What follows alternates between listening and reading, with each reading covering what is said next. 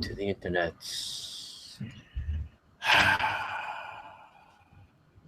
All right, I guess we're live. We're live. So, hey guys, if you're watching live, thanks for being here. If you're not watching live, then you missed it. You missed it. Then you weren't here and you missed it. Phooey on you. Phooey on you. You look great, Bob. You look great, Bob. Did I mess up my hair, John? You look great, Tony. Thanks, Don't John. mess it up. I was very disappointed that he didn't pull out the trumpet. He did later on. You missed it. Yeah, we had to take them home and we had to drive back, so we didn't get back here till 11:30. Sarah got up at like 5:30. Wow. We knew we were going to get in kind of late. I did not want to keep her out much later. So I hate that we left early, but we were there for a while. We had a great dinner at the boat, right? So I'm probably saying stuff that we should probably wait to put on the show, but had a great time. Had a great time. Had a lot of fun. I love hanging out with you and Bill. Bill is a trip. Bill and his wife are a trip. I love that man. Yeah, it can cure cancer or pregnancy. Not quite, but yeah. And he has, it's like he hears you, but he doesn't hear you. At least that's how he is with me. Like I'll say something, he'll be like, "What? What are you talking about? What?" And then I'll explain it. But it takes a second to rattle around and register. It's like if it's not a Disney thing, or something that he has, familiarity with, he's totally, whatever. And that was funny. That only happened like a dozen times that night. So, okay, well, let's go ahead and get to. Let's fire up the show. Yeah, because we got guests coming on later on. Yeah, we got lots of things to do, people to see, and places to go. All right, the show is on the move. Got things going. On the go in MCO, so to speak. Yep. Way. Sorry. I guess I have to pay her money now, because I said that. Yeah, I'm sure you probably do. Whatever. Well, hello, everybody, and welcome to the Disney Parks Podcast. My name is Parkhopper John, and I come to you from WDW Parkhoppers. Joining me, as always, he is my cohort in crime. He is the eagle to my eye. He is the wind beneath my wings. He is Mr. Tony Casanova from Disney by the Numbers. How's it going, pal? I am well rested and ready for what we are going to do tonight. We've already done one interview, then we're doing this, and then we got another thing after this. Infotainment with our good friends Aljon and Kristen. This is going to be like a marathon recording session today. Yes, Tony's going to wake up tomorrow and he's going to be like, "Hey." And I have to say, we have two guests lined up later this month that you're not going to want to miss. No, amazing. Yeah. One guy has been truly involved with a lot of, probably most of our animated lives. Yeah. And the other guy is just a Renaissance man. He's done like a little bit of everything. So, you're going to have to stay tuned because we got some good guests lined up. But as always, this show is sponsored by themeparkconcierge.com. And Ramon stopped by at our meetup on Saturday. Yep, Saturday. And said hello to us. Thank you for stopping by, Ramon. We appreciate that. If you don't know about Theme Park Concierge, please go to themeparkconcierge.com. You can email Ramon at themeparkconcierges.com. You can give him a call at 407-257-9973. And him and his team will help you with all of your Central Florida and now Disneyland planning. They'll help you take you around the parks, get you on some rides, cut the lines, and make dinner reservations, and bring activities for the kids to do, and they can do all kinds of things. But you have to contact them, 407-257-9973, or visit them at themeparkconcierges.com and check out everything they can do for you. And if you tell them the Disney Parks Podcast sent you, they'll take 10% off your invoice. All right, let's talk about what we did this weekend, John. We had a Yes. Yeehaw Bob meetup at the River Roost. Yep, at the Disney's Port Orleans Riverside Resort. Yes. That was off the chain. Bob was beyond exceptional, as always. Right. We had a pretty good turnout. I thought we had some people there. Yeah. When Bob calls your name, when he goes around before the night starts, he goes around and meet and greets people. Right. When Bob sees you in a crowd and calls your name out, you go to Bob a lot. Just saying. That's something. So we had one of our guest friends there that was like, We were starting to play a drinking game over at our table every time. Really? Every time Bob said Beatrice. Yeah, I'm sure that got expensive, and you guys were all tipsy by the end of the night. We were playing a drinking game. Yeah, so that was a lot of fun. Bob was great. You and I and some of our mutual friends had dinner at Boat Rights. That was incredible. Yep. It was just a great night. It was a lot of fun. I loved having everybody that came out, even though some of the people there were being kind of sticklers about how many tables we had. I know. Enough nuggies. We're still buying alcohol. We're still buying food. So whatever. But we had a great time. A lot of fun. And Bob was off the chain as always. Yeah, and I will tell you that Boat Rights is kind of like the little hidden secret. Everybody thinks that those two resorts really don't have a sit-down restaurant, and people forget about Boat Rights. Boat Rights is a sit-down, full-on service restaurant. I had the crawfish etouffee, which is always delicious. And what'd you have, John? I had what they call voodoo chicken, but in the real world, we call it chicken and waffles. Okay. Yeah. It was ridiculous. And then they do make a mean jambalaya, too. They do, and I can't remember what Sarah had. Sarah had... maybe she had the jambalaya. She had the jambalaya, I think. And it was good. I had a couple of bites, and it was very, very tasty. Yep. And then I think one of our other guests are like... pork chops and... a side of pork. A chop of pork and something else. Yeah. No carbs. Donna had the pasta. Yeah. Hey, if you don't come out to the meetup, you don't know all the kind of crazy fun that we have. We're having another one on August 20th. We're going to meet at Splitsville. I think we should go upstairs, get a table somewhere upstairs. We'll have to tell them we want something upstairs. Yep. Maybe something near the pool table area. So look for us there. There'll probably be a little crowd of us hanging out. I'm sure some people come. We'll be there starting at 7 p.m. on August 20th. You can come for bowling. You can come for a game of pool. You can come for dinner. We're going to eat. You can come for a drink, or you can just stop by and say hello. You don't have to do any of those things. Just pop in and say, hey, Tony, John, we were here. We wanted to say hello. We're down for that, too. We don't, I'm not going to hold a... Oh yeah, just come hang out and have a good time, and let us know you were there. Yeah. I'm sure that we'll have some swag of some sort to give away. Sure. So yeah, come on, be a great time. All right, and then the big announcement is September 10th.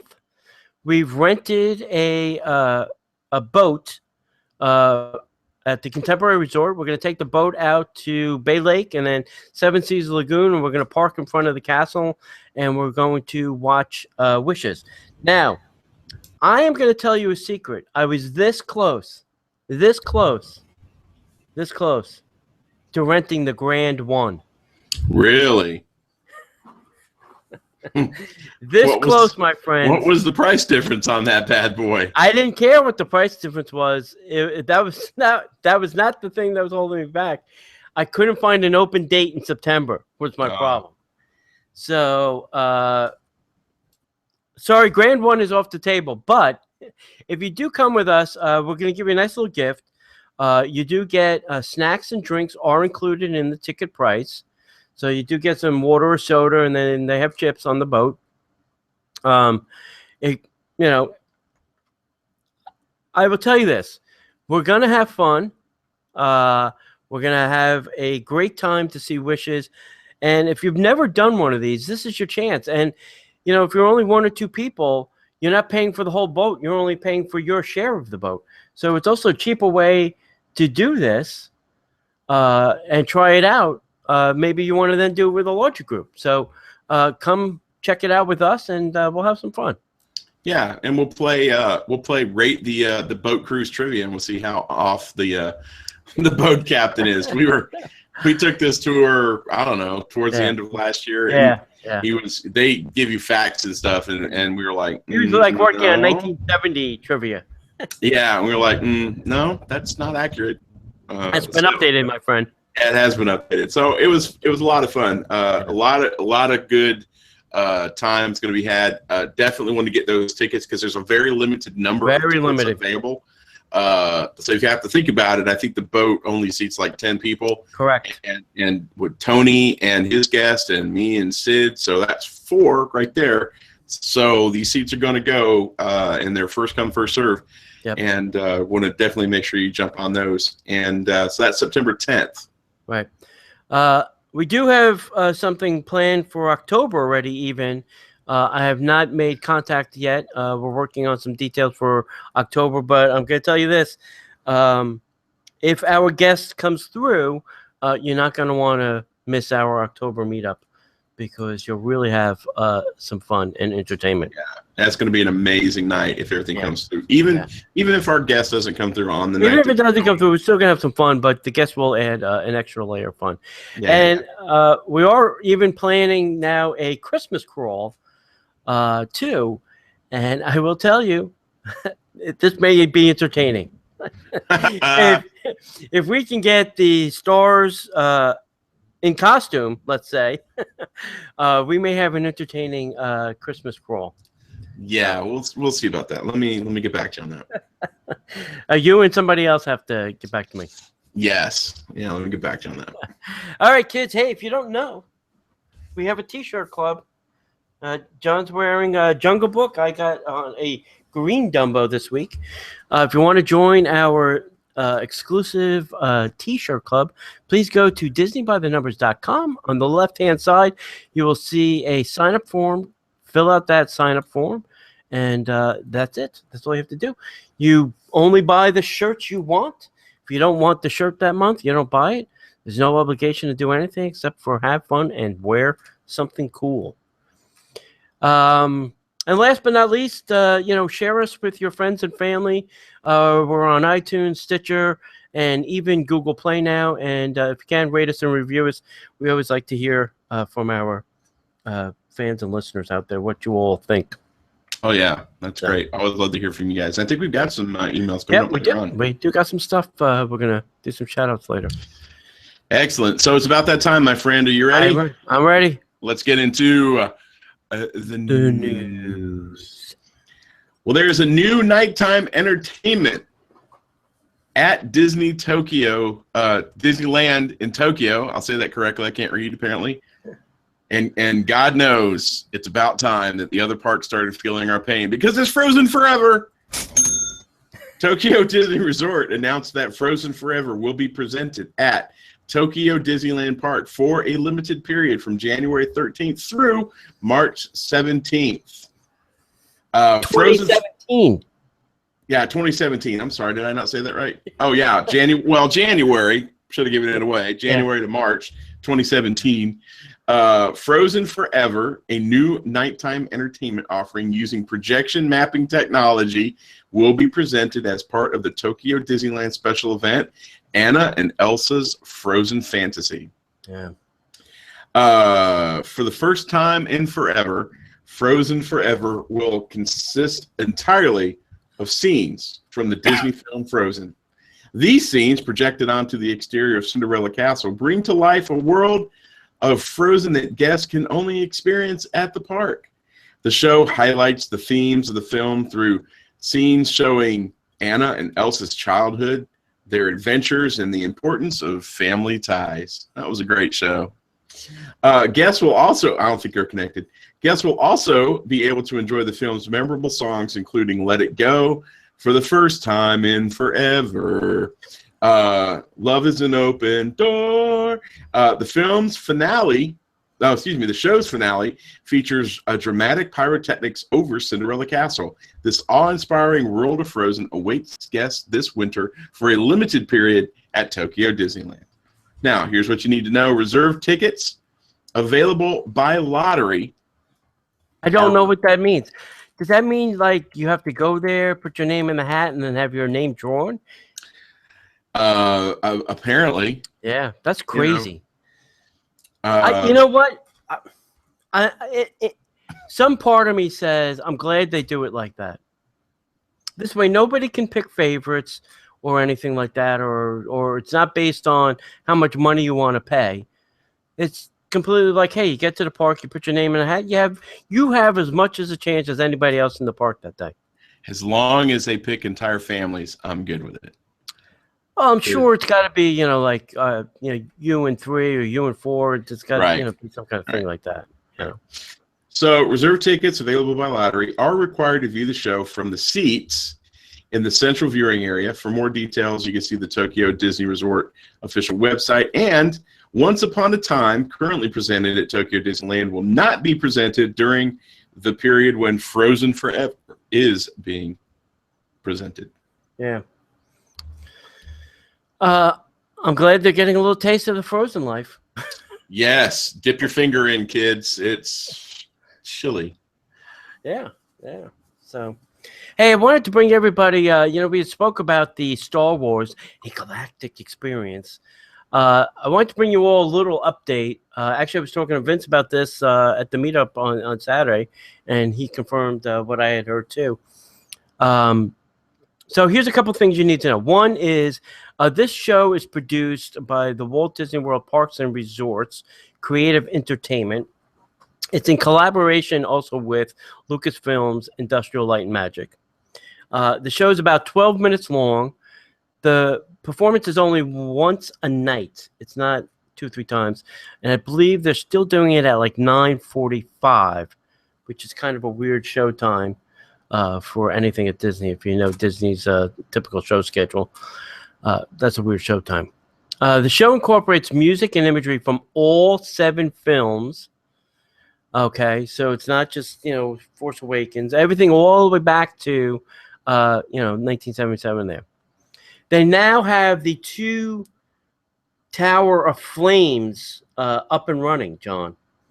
And they shoot flames 140 feet into the air. I'm just saying, get your hot dogs out, kids. That's right. Hot dogs and marshmallows. Yeah. Now, Vince was saying he was standing back pretty far and could still feel the heat. I imagine with a 140-foot flame, yeah, you're going to feel some heat, Some custom visuals were created for some of the projections to give you the fully immersed guest experience. And the audio of this show is presented in 7.1 channel surround sound, creating a rich sound and quality special effects like the TIE fighters and the X-Wing starfighters that fly over the audience. I swear to you, I really thought there was a ship landing at the studios when the X-Wing starfighter thing came cruising. Yeah, overhead. I heard it was amazing. It is amazing. I'm telling you, if you see nothing else this summer, and I hope this doesn't go away at the end of the summer because I really want to see it a lot this winter when it's a little cooler and less people. But you really have to go see the show if you see nothing else this summer when you come to Walt Disney World. I'm telling you. Best show they've done in a really, really, really, really, really long time. It almost feels like they put some effort into this. I'm going to go out. I mean, they had to do something. I mean, most of the park is, under repair. So, yeah. Plus, it's Star Wars, and they're not doing Star Wars weekends. They're not doing any of the special, May the 4th be with you stuff. They're not doing any of that. So I'm glad that they did put the effort into this. In September, John, when it cools down a little bit, we should do the Star Wars dessert party. Heck yeah, let's do it. If they're running it, let's do it. Yeah. Yeah, because I think we'd have fun. Totally. Yeah, that'd be a lot of fun. I'm down. I'm down with that. Second meetup. Dessert dinner thing. We'll figure that out. All right. So if you are a fan of your Magic Band, but maybe you've gotten a little tired of the color, you definitely want to visit our friends over at magicyourbands.com. You can follow the link on the Disney Parks podcast.com website. They have amazing designs. They come out with new designs every week, almost every day, it seems like. And they have great designs. You can choose from seasonal themes if you're having a birthday party or a reunion. But the cool thing is, if you have your own artwork, they can help you design your own magic band based on the artwork that you have. And they do all of that stuff at a super economical price. And because you're a listener to the Disney Parks Podcast, if you use Disney Parks Podcast at checkout, they will give you an extra 10% off whatever your order is. So make sure you go visit magicyourbands.com. Follow the link from the Disney Parks Podcast website. Let them know that you came from us, and they will not only treat you right, they'll save you 10% because that's the kind of folks they are. And so, yeah, go check those out. Tony, did you see the live stream of the Mickey's Royal Friendship Fair stage show that was on yesterday? I did not. I missed it by 5 minutes. I had an appointment, and I was trying to get out of it, and it like drug over just a little bit, and yeah, I think it started like around 4, and I missed it. Like 4:11, it was already over with. I was like, crud, and I haven't seen the playback yet. But Disney Parks is going to be continuing their live streaming series. They did this through the holidays, which was really great. Yeah. So at the end of the Disney Parks blog live stream on the 4th of July fireworks display from Magic Kingdom, there was a screen that came up announcing that more events are going to be live streamed during the month of July. While specific times have not yet been announced, 3 more dates have been released for the live streaming. Now, as we record this, it's the 12th, Tuesday. They've already shown the Mickey's Royal Friendship Fair, right.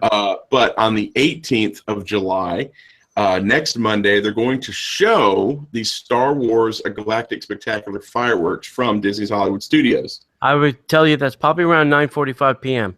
Yeah, so that's going to be cool. If I was a betting man. Yeah.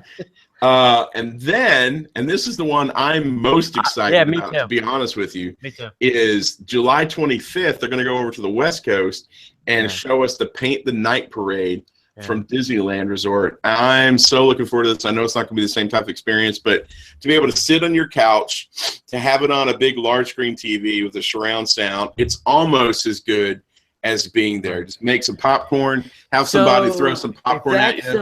If that's 9 p.m. West Coast, 9, 10, that'd be like midnight hour time. So that's a little late East Coast time, but I may have. They'll probably, if they're not going to do it live, they'll probably shoot it and then put it on at a decent time. But they are really doing them live, so because they do usually have like 2 hosts that kind of do some talking beforehand. Obviously, they don't talk during, thank God. But yeah, I really do want to see the paint tonight. I'm with you on that. It'd be like one of those parade things. All right, coming around the corner is the Paint the Night Parade, brought to you by Glidden. It's a wonderful float. It's got 14,000 LED lights, brought to you by Glidden, the paint people. You're mocking it, but that's the way the Christmas Day Parade used to be with Regis and Joan London. I know, buddy. I'm not. I know. The way. Hey, look, down Main Street, here comes Mickey and his gang. Blah blah blah blah blah. Mickey, brought to you by Hershey. Now it's just parade float commercial for Disney Cruise Line. Song, dance, commercial for Alani. Yeah. Song, parade float commercial for whatever movie's coming out. Yeah. It's okay. I'll take it. They've evolved. Yeah, it's still Disney. I'll still watch it. Yeah. All right, kids. If you like the show and you like what we're doing and appreciate things that are happening here and you want to support us in any way that you can, visit us at Patreon, patreon.com/Disney Parks Podcast. There you can help support the show by contributing whatever you can. You can do it on a monthly basis or you can do a one-time donation. And we want to thank our current contributors, David, Stacy, Willie, and Eva. We appreciate you, and we thank you for your current contribution. Hey, John, do you like Dole Whips? Who doesn't like Dole Whips? All right. Hello? Exactly. Well, there's a new treat coming to Disney's Polynesian Resort. Disney's Polynesian Resort is now going to be offering a new frozen treat at the Pineapple Lanai. In addition to the ever-popular Dole Whip, guests can now get a shaved ice dessert. And available flavors will include strawberry, blue raspberry, pina colada, I don't think it's going to have the alcohol, mango, and passion fruit. Condensed milk is added on top, and the new offering is $4, but is not currently on the menu, so guests will just have to ask for it. Dude, this is such a win. Like, if you watch anything from Hawaii, like Hawaii Five-0 or any of the TV shows, they always talk about shave ice.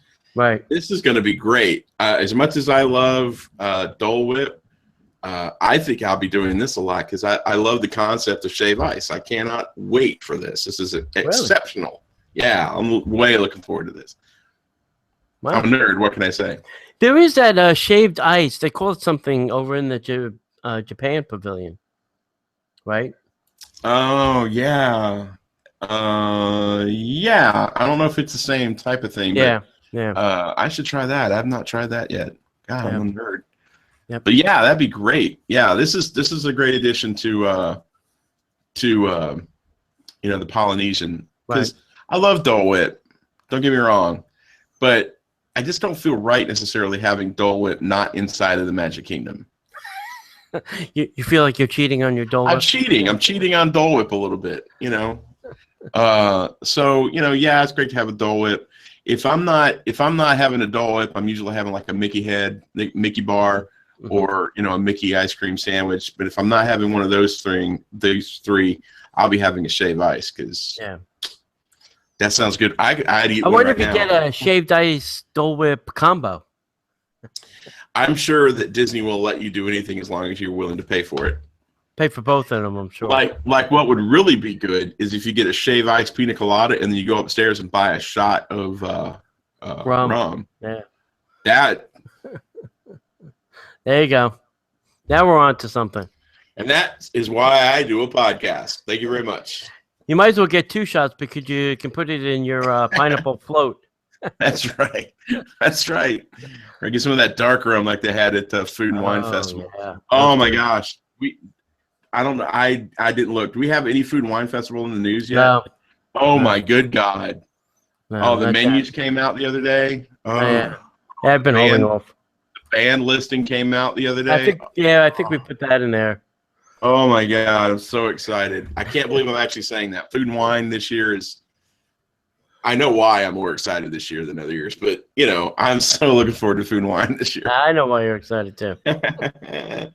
Oh, here's hoping. I don't know. I mean, jury's still out. But. All right, we'll see. All right, hey, if you're anything like Parkhopper Sid, you really dig popcorn, and the popcorn buckets is her thing. But if you love popcorn, they have some new flavors that are going to be available at Disney theme parks. Several new flavors of the prepackaged popcorn have been introduced into U.S. Disney theme parks. The Main Street Popcorn Company line has extended to include now 6 new flavors. Now, the new tastes are Sriracha kettle corn, Parmesan garlic, kettle corn with red Aliyah salt, interesting, truffle, churro, and my personal favorite, maple bacon. Yeah. God. Anyway, the stores will continue offering their traditional kettle corn, caramel corn, cheddar, and confetti flavors. In addition to those new flavors, new packaging was designed for the line by Jeff Granito, who has also worked in the artwork for the upcoming Magic Kingdom 45th anniversary celebration. Patrice Guy, who works in Disney merchandising, says, quote, "This is the first time since the Main Street Popcorn Company line was first introduced that we've done a complete packaging update in the program. We also have several new and unique flavors that complement the traditional flavors our guests love," end quote. Patrice also commented that maple bacon is the most popular of the new flavors, and the churro flavor is very popular in Disneyland. Not shocking. Exactly. The new popcorn flavors can be found in multiple merchandise locations. So which of the flavors sound good to you, Tony? Whew. I think I'm going to say the maple bacon. Yeah? Yeah. I'm I'm not a sriracha kind of person. Although the Parmesan garlic also sounds very good. The Parmesan garlic sounds good. Cheddar popcorn. Yeah. When I was a kid, my mom and dad used to, well, part of the reason why I weigh 1,000 pounds, but my mom and dad used to do the cheese popcorn. So good. So good. Yeah. Can't wait. So if you have a flavor that we've talked about that you're interested in, why don't you drop us a note at DisneyParksPodcast@gmail.com. Let us know which flavor you love, which flavor you're least interested, and maybe there's a flavor that you would like to see, and maybe Disney will make it for you. Right. Yeah. Hey, John, we had a contest last week, and the question of the week was, there are 5 trains at Disneyland Railroad, and name them. And Sean Miranda, you are the winner, and the correct answer is the CK Holiday, the EP Ripley, the Ernest Marsh, the Fred Gurley, and the Ward Kimball are all the 5 trains at the Disneyland Resort.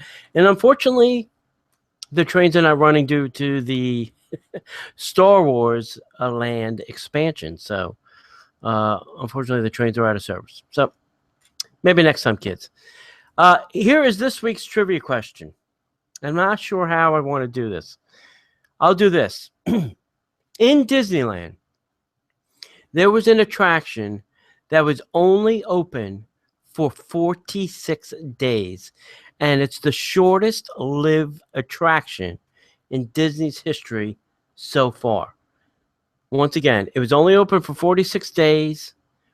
It was in Disneyland, and it's the shortest lived attraction in Disney history. What is the name of this attraction? Great Moments with C. Thomas Howell. Incorrect. Great Moments with Michael Barack Obama. Eisner. No. Okay. Great Moments. Email those answers to the Disney Parks Podcast at gmail.com, or visit us at DisneyParksPodcast.com, and you can leave your comment, which will be the correct answer. Correct, right? In the comment section. All right. Tiffin's over at the Animal Kingdom, and I was there, and now maybe I need to go back, has a new offering for lunch, and I think that's great. These are smaller portion sizes, so I'm hoping it's going to be a little bit less on my wallet as well, because the first blow at Tiffin's was pretty steep. So Tiffin's debuted their new lunch menu featuring smaller portion sizes of some of the most popular items, and I don't know how anything can be popular. You've only been open like 45 days. Don't think. Just don't. These are not the comments you're looking for. The Taste of Tiffin lunch menu is offered from 11:30 to 3:30 daily, and includes 2 of the menu items plus a jade rice blend for $28 per person. You can get a whole meal for their $28. But if you're interested, here are the items on the lunch menu as is. Item number 1 is the flash fried icy blue mussels with za'atar butter, confit tomato, and Persian cucumber. Next up, you have the crispy yellowtail snapper, some tom black bean sauce. Terrific. 72-hour beef short ribs with carrot and chimichurro. Next up, you have the market vegetable curry with the coconut red curry papadum lime chutney. Next up is the churmala rubbed chicken with dried fruits, olives, couscous, and harissa yogurt. Next up is black-eyed fritters with zoe yogurt and pepperdew puree. If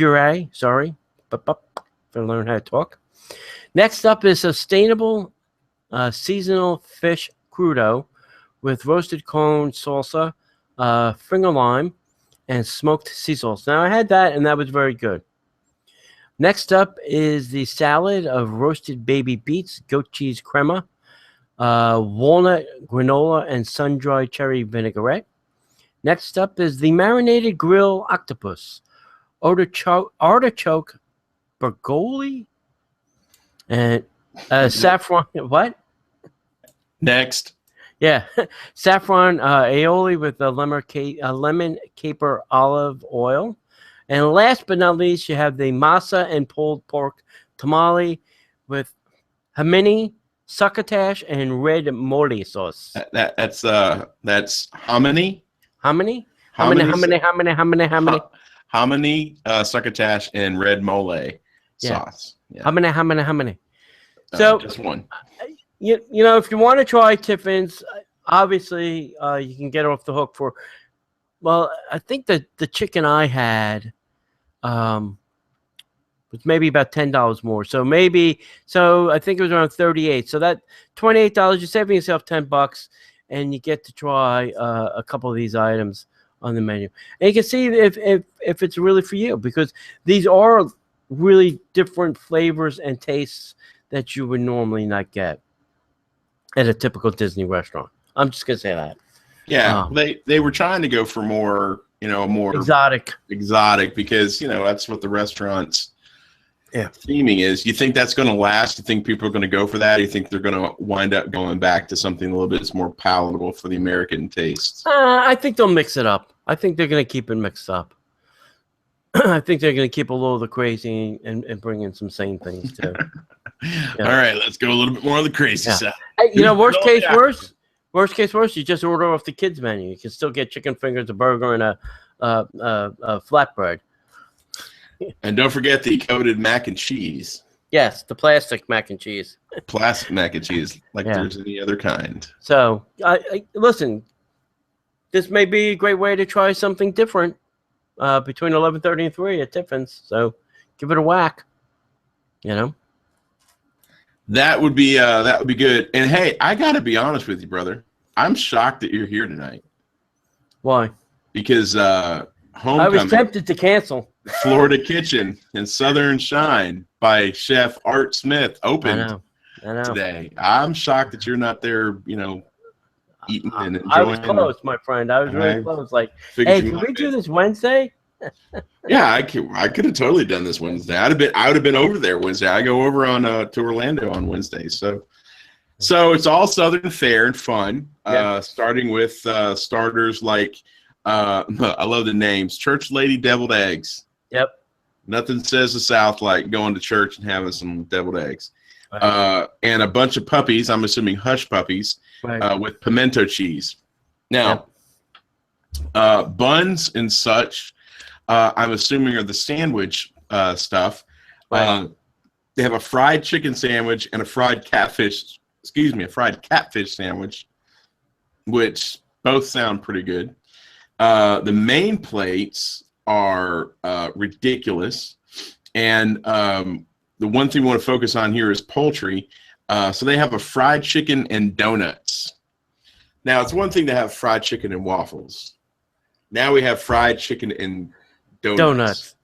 And Art's Fabulous Fried Chicken is definitely going to be on the menu as well. You can pair those up with some cheddar cheese biscuits.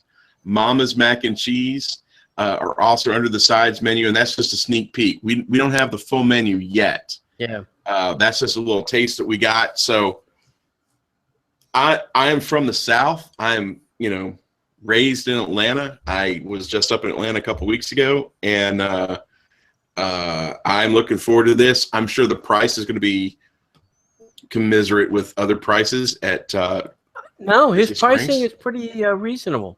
Really? I did see some of the pricing, and some of the sandwiches are really reasonably priced for Disney Springs, and even the entrees were not that shabby. Nice. I really didn't get sticker shock, so it's Nice. not STK, so I think we're okay. Yeah, but STK cannot be the standard. STK has to be It's the above abnormality. It's the one that makes you cringe. Yeah, you have to look at like, going to Marimoto's. It's in the realm of not Marimoto's. even Marimoto's. I mean, if you're going to Disney Springs, I'm thinking, Splitsville's on the lower end. Yes. And then Paradiso is about in the center. Paradiso 37.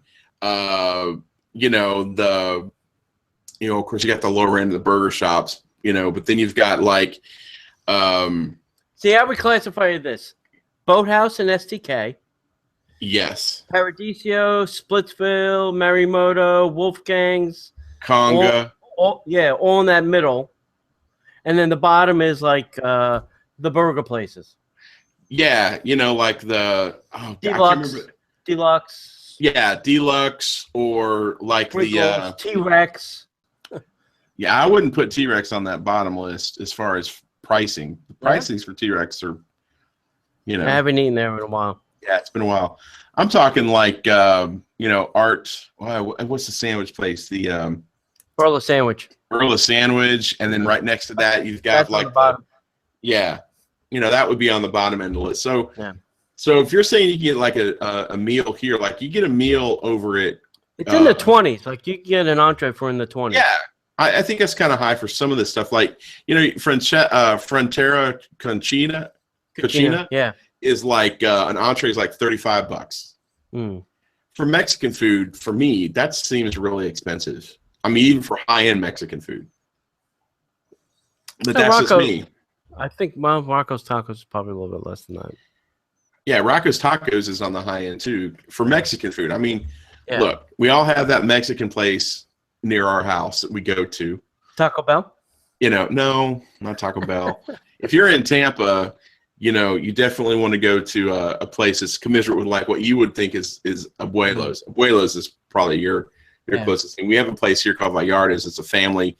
It's a chain. It's one step below Abuelo's, but the food is awesome. Let's press on. We got a time constraint. Yeah. No, I got off track. All right. Next food news. More food news. Here is the Tomorrowland Terrace. The Magic Kingdom's got a new menu.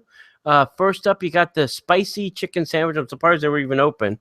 It's the new standard on most of the items. It's a chicken breast, big thing of chicken. The next up, you got the pulled pork mahi sandwich. And then you have the smoked sausage sandwich. And last but not least, the new item is a Rocky Road brownie. So, they are trying to change the menus at these quick service places. They are. I even saw who had it. Oh, gosh. It wasn't Tomorrowland. It was somewhere else in the Magic Kingdom. Had a skirt steak on the quick service menu. Yes, that's awesome. Yeah. So they are trying. I mean, they are making an attempt to, bring you some something besides burgers. Yeah. And try some of these things. Some of them are really good. Some of them, it'll be hit and miss. But I say give it a shot. I agree. Try it. I agree. Well, hey, if you're a member of the Disney Vacation Club and you'd like to pool hop, guess what? Disney's figuring out a way to shrink those benefits just a little bit. During most of the year, DVC members staying at Walt Disney World resorts have been permitted to use pools at other resorts. Certain resort pools are excluded from those perks. For many years, the list of restricted pools was limited to Stormalong Bay, obviously, at Disney's Yacht and Beach Club resorts, and Uzima Pool at Disney's Animal Kingdom, which we crash there all the time. Whoops. Yeah. Sorry. However, over the last decade, many other resort pools have been added to the restricted list. Now, here's the full list of ineligible pools that they're listing currently. So ineligible pools. Ineligible pools. Did I not say that? Ineligible pools? No, you said it. I just want to make sure everybody gets it. Yeah. You cannot go to these pools if you don't know what ineligible means. In other words, whatever resort you're staying at, that's the only pool that you really should be using. Pretty much. So Bay Cove Pool at Bay Lake Tower, Disney's Contemporary Resort, Uzima Pool and Samawati Springs Pool at Disney's Animal Kingdom Lodge, Stormalong Bay at the Yacht and Beach Club, the Leisure Pool at Disney's Beach Club Villa, the Lava Pool and Leisure Pool at the Polynesian Village, Silver Creek Springs at Disney's, we crashed there a lot, Disney's Wilderness Lodge, and all the resort pools at the Art of Animation Resort. All right, here's a problem I have. If you're staying at a DVC, why are you going over to the Art of Animation to use a pool? Because that pool kicks ass. Are you kidding me? I mean, come on. Your pool has got to be better than their pool. Look, I love... Unless you're at Old Key West. Then I can understand maybe going over to Big Blue. Yeah, but, Bay Cove Pool, it's I okay. guess it's a whole Lava Pool over at the Polynesian, yeah, the location's great, but you have a chance to jump in Big Blue and hear water, hear music in the water, or you got a chance... water. Yeah, you got to get a chance to go over to the Animal Kingdom or Animal Kingdom Lodge and jump in that pool. Oh my God! And Stormalong Bay. I've even stayed there and didn't have a chance to go into Stormalong Bay. Mm. It was too cold, and I didn't have time, and I was very upset. Yeah. So the Hidden Springs Leisure Pool at Wilderness Lodge was demolished back in 2015 as part of the resort ride renovation project, which will bring additional Disney Vacation Club villas to the property. Plans call for an additional pool to be added eventually to the Wilderness Lodge. Pool hopping is currently blocked out at all Walt Disney World pools. Hopping can resume beginning on July 10th. Well, it's already open. The next pool hopping blackout period runs September 2nd through the 5th over the Labor Day holiday weekend. I kind of get that, but if that's a selling point, if you bought your DVC with the understanding that part of the perks is you get to pool hop, and now they're taking it away from you, I'd be a little upset. I'd just be a little upset. Yeah. I get it, but I don't know. I think saying no is not the thing to do. I think there's something in the middle that they can do to accommodate that. Make reservations to pool hop on a certain day so they know how many people are going to pools or whatever. I think there's got to be some kind of happy medium. I don't think you have to say no to everything. And the problem is there are probably a lot of people that break the rules and makes it difficult for Disney, and then they have to go to the extreme and say no, you can't go, and no, you can't go at all. So it's sad. On another DVC note, we have Vero is offering a summer dessert party. On select dates in July and August, the Disney Vacation Club members can attend an evening dessert party at Disney's Vero Beach Resort. The dessert party offers a variety of sweets and non-alcoholic beverages in the resort's green cabin room for a nominal fee. 4 dates are currently scheduled. So Monday, July 11th, which is in the past, Monday, July 25th, Monday, August 8th, Monday, August 22nd. The event runs a whopping from 7 p.m. to 8 p.m. on that scheduled evening. Reservations are required and available now. Party size is limited to the DVC member and up to 3 guests. So if you're there in a 2-bedroom and you got like 6 people, you're telling me that some of the people in your party can't go? Nope. Ha ha ha ha ha ha ha. That's just crazy. A DVC member card and photo ID must be presented upon arrival. The cost is $15 per person, $10 for the kiddies. And for reservations, contact DVC Member Services. That's just weird that it's only an hour and there's. Yeah, and if you're staying at Walt Disney World, it'll take you longer to drive there and back than it will be for you to experience the entire party. Yeah, that's not worth it. I would go spend the night just to be out there for one night. Yeah. All right. So Disney on Ice has a new show called Follow Your Heart, and it's going to now feature Finding Dory and Inside Out characters. News has just arrived from Field Entertainment as they have announced that Disney on Ice Follow Your Heart will feature the animated cast of this summer's big hit, Finding Dory, and the characters from Inside Out. The Pixar characters will be joining the show this September, but tickets are already on sale now for a number of markets across the U.S. Follow Your Heart allows families to join in the deep sea adventure as Dory comes off the screen and onto the ice. With help from Nemo, Marlin, and new pal Hank, Dory embarks on a life-changing excursion.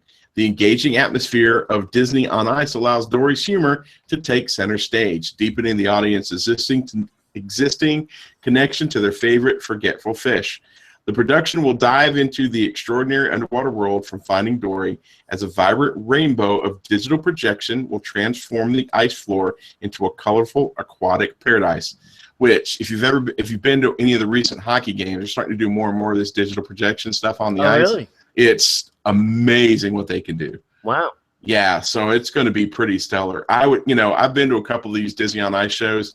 Really? Normally I'm not a really big fan because I have like a 2-year-old kicking the back of my head every 5 seconds. But I would probably be tempted to go to this just to see that alone. Yeah. So the Pixar Inside Out makes the Disney on Ice debut as Riley's emotions, joy, sadness, anger, fear, and disgust, reel the audience into the action to help her find the confidence to win the hockey championship and to experience the emotional roller coaster of growing up alongside Riley. Families are provided the opportunity to easily discuss the feelings children face each day through this live interpretation of Inside Out. So that's cool. That's really cool. Yeah. I have not been to Disney on Ice since my oldest daughter was probably 4. Yeah. So it's been quite a long time. I might be interested in going to see that. Yeah. So me and Stitch, we have a thing, right? Yeah. It's like me and Buzz. Yeah, exactly. And so I was very excited because they were saying we went to go see this one Disney on Ice show, and Lilo and Stitch were going to be there, and I was very excited. And Lilo comes out, and she looks just like the character does, when you do the meet and greet. And then Stitch comes out. Now, apparently, Stitch's big head is not as aerodynamically perfect as they need it to be for the person who is speeding. Not to give away the magic. Yeah. So Stitch's head is really small compared to his body, and it freaked me out so bad I couldn't enjoy the rest of the show. I was like, this sucks. I came here to see Stitch. Stitch looks all foobar, and Stitch has seen a voodoo doctor. His head shrunken. Yeah, he looked like he's been hanging out with Beetlejuice. His head done shrunk up. Yeah. I'll be here all week. But yeah, but other than that, definitely go check this out. I want to go see it. I want to see the projection, and I love Finding Dory, and I just want to see the little baby Dory out there. That would be interesting. With big eyes, and that'd be kind of cute. Yeah, it's like it's probably another thing for another show, but it's like Disney becoming like the projection experts on. They're projecting on everything, castles and. Well, it's about time they start using that technology. That technology's been out for way longer than they were shooting it on castles and stuff. You drive down Atlanta and they're doing that kind of projection stuff on the side of buildings, 5 years ago. Right. Hey, if you're a Disney art fan like I am, even though Thomas Kincaid is dead, they released a Dumbo painting. The Thomas Kincaid Studios are back with yet another lovely Disney painting, and this time it's featuring our little friend. Actually, I'm wearing the shirt. Dumbo! The flying elephant. Yep. Dumbo is a beloved Disney film about overcoming obstacles and the power of positive thinking, and the little elephant faces his challenges and conquers them with the love and encouragement of his little best friend, Timothy Q. Mouse. This is a joyful story that teaches the powerful lessons from feeling good and who are to embracing the differences of others. I saw a picture of this painting, and it is gorgeous. So if you're here, go to any of the Disney Art of Disney stores to check this out. I think you could also see them on the Thomas Kincaid studio website. So go, search for Thomas Kincaid Studios, and you'll see that. I think these come in different sizes too.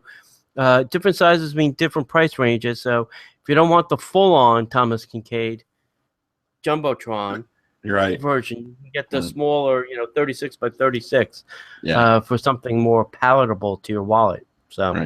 So is this an actual Thomas Kincaid, or is this? That part I'm not really sure. I'm dubious because he's been dead a while. Yeah. Go to, there are authorized Thomas Kincaid Studio art dealers. Any, usually like the place in your town that does framing or things like that, will have Thomas Kincaid things. See if they're an authorized. Go to probably the studio website would be the best place, and they'll tell you where they're authorized. I had a guy who I was neighbors with in State College. He was my HOA president, and he did framing, but also sold art, and he was a Thomas Kincaid authorized dealer. And he got if you're friends with these people, I'll tell you can get them at a lot cheaper price, and I'm not surprised I don't own more than what I do, because they can get them at a really nice price for you if they're willing to give you the family and friends discount. Right. That's good. So, well, he is the painter of light. Yeah. I have a long story about Thomas Kincaid. I'll share with you sometime. All right, so I guess this is our last news piece. We got a couple of reader things we want to get to, but the last saved the Beast for last. So Beauty and the Beast live action is coming, and we have a release date now of March 17th, 2017. Disney's Beauty and the Beast is a live action retelling of the studio's animated classic, which refashions the classic characters from the tale as old as time for a contemporary audience, staying true to the original music while updating the score with several new songs. Beauty and the Beast is the fantastic journey of Belle, a bright, beautiful, and independent young woman who is taken prisoner by a beast in his castle. Despite her fears, she befriends the castle's enchanted staff and learns to look beyond the beast's hideous exterior and realize that the kind heart and soul of the true prince within. So here's the cast list, which is pretty good, actually. Emma Watson, Hermione Granger is now playing Belle. That's weird. Let that sink in. Dan Stevens is playing the Beast. Luke Evans is Gaston, the handsome but shallow villager who woos Belle. Kevin Kline is Maurice, Belle's eccentric but lovable father, which is great casting. Yeah. Josh Gad, who apparently now is going to be in every Disney movie, is LeFou, which is I thought that was going to be a Hader's job, but apparently not. Yeah, no, yeah. Maybe Hader's just going to do Pixar, Josh will cross over and do both. Yeah. Ewan McGregor is Lumiere, so Obi-Wan Kenobi is now That's Lumiere. Just weird. I can't. I have a hard time doing that in my head. Yeah, I can't see. It gets better. Hang on. Ian McClellan is Cogsworth, the mantle clock. No, wait. You forgot the one above that. Oh yeah. I'll get there. Yeah. So Ian McClellan. Yeah. Magneto. Dumbledore is Cogsworth. That is weird. Stanley Tucci is Maestro Cadenza, the harpsichord. It's Stanley Tucci. I can't remember his name, but he's in the Hunger Games. He's the guy that's got his face all pulled back. Yeah. Stanley Tucci is one of my personal favorite unsung hero actors. He's so good at everything he does. He's a good character actor. And then the ever amazing, always beautiful Emma Thompson is going to play Mrs. Potts as the teapot. So, here's the thing. I good casting, but how are they going to do these inanimate objects? I don't know, buddy. But I do know this. This is the thing that really makes this story for me that I'm most excited about. Mm-hmm. Alan Menken has come back to do the music for it. Yeah, I know. That makes me very excited. Yep. Yeah, that is good. I wish that's one thing that happened in Jungle Book. I wish Sherman had done the music for the Jungle Book movie. Yeah, but at least we had Christopher. Oh my God, Chris Walken, doing I want to be like you man cub. You. Yeah, that was so funny. So, we had a little bit of it. We had taste of the Sherman Brothers music in there. But, it was – I don't see the Sherman Brothers fitting into that movie. Yeah. I'm kind of looking forward to this this release date. They put the stake in the ground now, so now they'll have to, come through. And we'll have to see what happens. Yeah, but like I said, you can animate in an object, like a piano or a teapot. Now, how are you going to make somebody a teapot? Well, I'm a little teapot, short and stout. Here's my handle.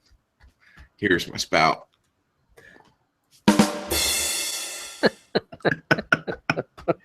All right, let's get to these shout-outs, man. All right. Hey, first we want to thank Eva Gibbs for sending us this. I thought this was interesting, and so much so that I want to share this with all of you. So Eva just returned from Disneyland Paris, which I think is fantastic. I wish I could return from Disneyland Paris as well. She just wanted to let us all know her thoughts. She was there for 5 days, and although there was 2 shows a day, this is about the new Mickey and the Magician show. So she's talking about the show there. Even though the show was two times a day, on the 4th day they got to see Mickey and the Magician. The only way people could go see the show was waiting for 3 hours. 2 hours was outside the theater waiting for them to allow people into the waiting area, and then another 45 minutes of waiting in the waiting area, and then 15 minutes there was nothing due to technical difficulties. Yep. Nope. No waiting that long. Nothing is worth that much time. Which she's been told the technical difficulties happens often. So after waiting 3 hours outside in the heat, she was disappointed. She felt as though they threw everything together for the show. We've seen that a lot happening here in the States. I don't feel so bad. I felt like they really haven't upped their game. She kept thinking that it was supposed to be a big wow show, and then something new came along, and there was nothing. Her friend who goes to Disneyland a lot said that the shows in Paris have never been up there with the Disney park shows in the U.S. Until now. And then she said there was a few technical hiccups, but it didn't really matter because I think people just didn't expect it to go so good. That's a shame. We're sorry, Eva, that you had that kind of crazy experience, but we kind of get that feeling here in the States that, like even this Jungle Book show over at the Animal Kingdom, we know it was slapped together in 45 days or something like that. So, because they told us they weren't going to do X show, Rivers of Light, which we still haven't seen. And they, in that time frame between they announced that and put something together, we knew exactly how much time they had. So, I hope Disney, Disney Entertainment used to glisten like a little diamond back in the day. Ron Logan, who was working for Eisner during the time, put on some spectacular shows that all wowed us. And I think it's time that I go back and ask Mr. Logan if he wants to come on the show. He's a professor here at UCF, I think it is. And I think it's time to get him on the show so we can maybe can shed some insight onto these crazy times. Yes. What's going on, buddy? WTF. Yeah. We also got another email from Terry. She says to us, she says, I've been off the radar for a while, so I'm currently binge listening to all the podcasts she's missed out on. She's also booked her trip for November 2017. That's, wow, a long time from now. That's not 2016, 2017. She'll be staying at Coronado Springs for 3 weeks. Oh, I love a vacation like that. We and her family, she's decided that life is too short and the mortgage deposit will come. They need a little Disney in their lives, so she's hoping that she can see us.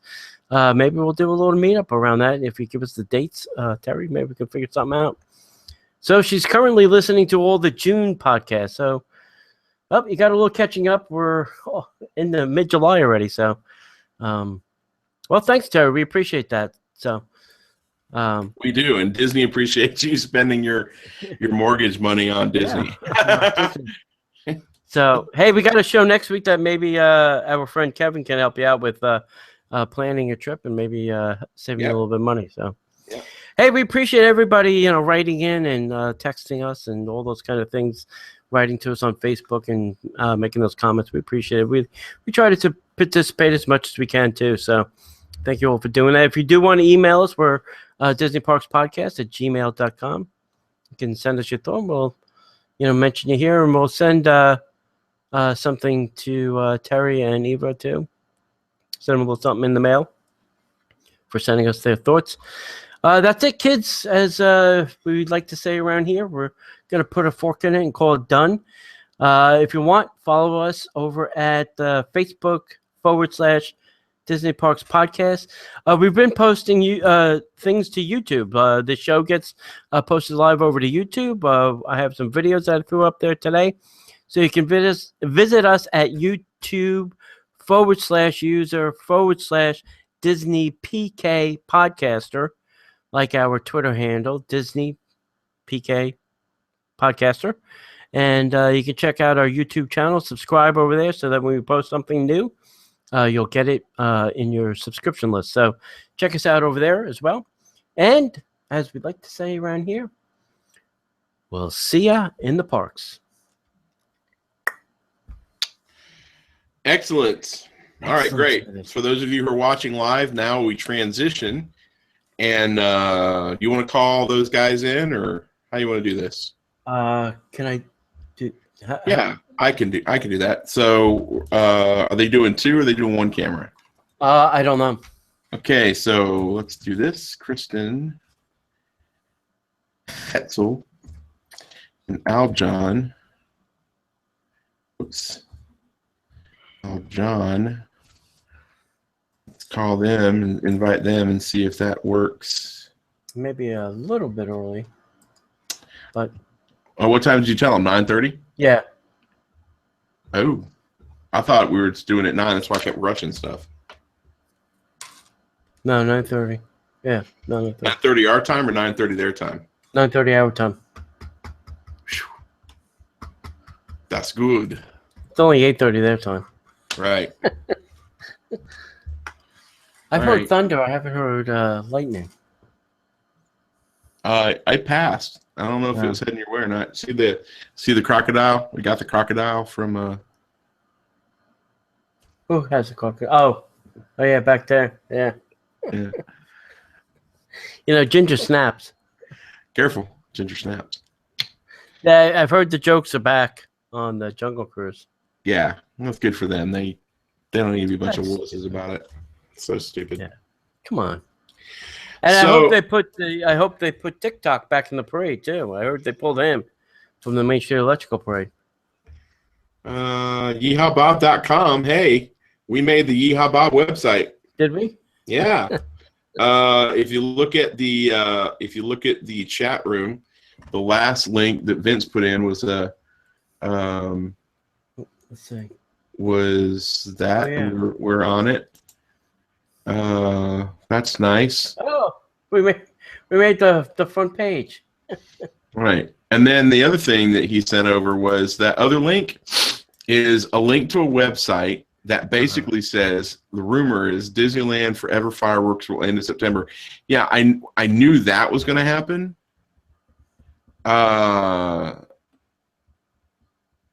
Disneyland Forever? Yeah. Oh, because, yeah. Yeah. It had I know they're doing Fantasy in the Sky. Yeah. What's less clear if any fireworks show will be put on at the beginning of 2017. The Fantasy in the Sky show may be featured. There are other rumors circulating that all fireworks shows may be put on hold as a new launch pattern is devised that would move any threats out of the way of the Star Wars land. Ooh. Yeah, so they would probably stop the fireworks for a brief period of time. And honestly, if they stop it, if they find something that crowds can tolerate, right, they'll probably leave it that way. Because there's no reason to spend money if they don't have to. All right, well, we're waiting. I'm going to run and get some water. I'm going to go to the pee-pee room. All right, we'll have fun. Hopefully they won't show up right now and be like, where the hell did everybody go? All right, guys, so if you're watching live, talk amongst yourselves.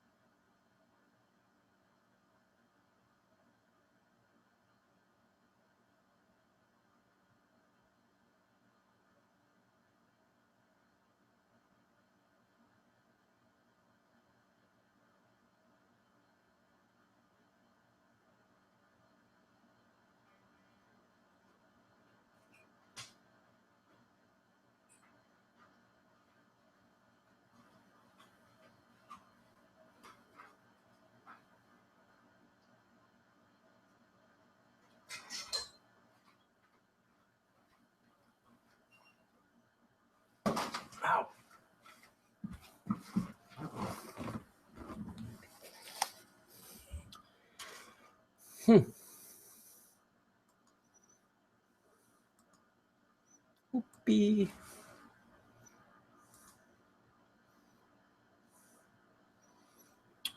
Oh, Disney Dose. Yeah, I know him. What the hell is his name? Kevin.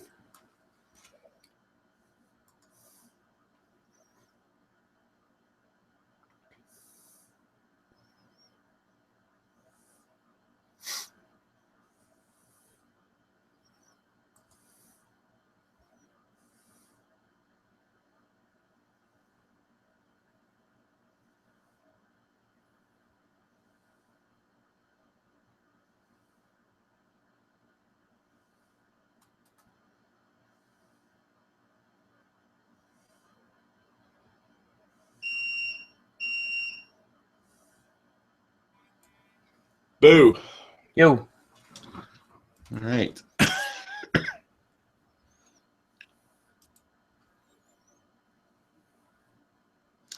So we've got 4 viewers. This has got to be the most interesting part.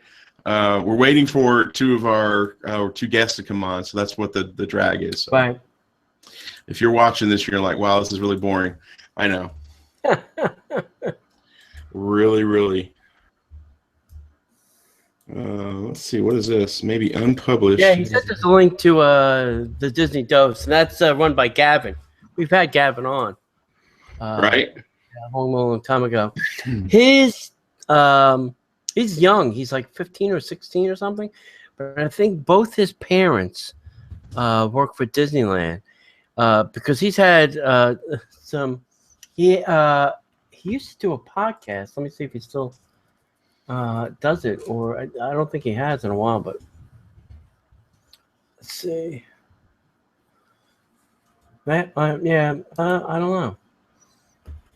But he had on like Marty Sklar and Tony Baxter, and he's had on some people. Wow. It's like, dude, you want to share any of their contact info? Yeah, no crap. I spoke to Shelby about getting Bob back on because Bob's got that documentary about him coming out. And I said, well, tell Bob. I said, listen. I said, first, I said 2 things to tell Bob. One is Bob can come back on, talk about the documentary ad nauseum, and 2, tell him that the giggling idiot would not be on the show any longer. What if the giggling idiot is watching right now? I don't give a crap. Yes. It knows its name. It rubs the lotion on its skin, or else it gets the hose again. Yeah. The idiot is, did I send you the thing where she's selling CDs? Yes, of walking around a pavilion. Yes. And now, wait, hold on. I got the punchline to the joke, John. Oh, okay. Sorry. This stuff writes itself. She's selling a shirt of the CD cover. What? Of? Just sell the CDs. You're not going to sell any of those. Nobody's going to buy a shirt of a CD that nobody's going to buy the CD. Why would I buy the shirt when I'm not going to buy the CD? Have you talked with Linda about the concert last weekend? Concert last weekend? Yeah, the concert last week up in Mount Dora. Oh, no, I haven't gotten the details yet. Yeah, we need to get some details because it looked like it was light. Oh, yeah. Well, the place sat 600 people, and she said that she only sold about 68 tickets. Ba-da-ba-ba-da-ba. Exactly. Unbelievable. So. Okie dokie. I think Matt's going to be in town soon. 70 days. What's 70 days from May 4th? Alexa, how many days? What is 70 days from May 4th? Sorry, I can't find the answer to the question I heard. Alexa, what is 70 days from May 4th? I wasn't able to understand the question. Pain in the ass. Okay, well, hang on. May 4th, June 4th is 30. July 4th is 60. August 4th is roughly 90. So July is 60. July 14th, 15th, 16th, in that neighborhood is 70. So like next week. I guess. Yeah, all right. We'll have to go hang out with them. Well, they come to Disney more than I do. Yeah. And they live in England. Yeah. I think they come about 3 times a year. Wow. Yeah. So what are we doing here? We're talking about attractions that Disney World doesn't have that we want. Attractions that are not in Walt Disney World. Okay. Attractions that are not in Disney World. We're not going to talk about all these, are we? No, this is a list, and you can pick and choose things from this list. Okay. So we'll like say, what do they have at California Adventure that we'd like to? The entire Cars Land. Oh yeah. Just box it up and send it to us. Yeah. That and well, the whole Pixar Land, all the Pixar Land. I mean, yeah, you could have the Bugs Life play area for the kids. That'd be kind of neat. Okay. That's a hell lot better than Honey, I Shrunk the Everything. Right. Right. Okay. But give them a call. See if they're maybe they're ready. I just sent them a thing. Oh, okay.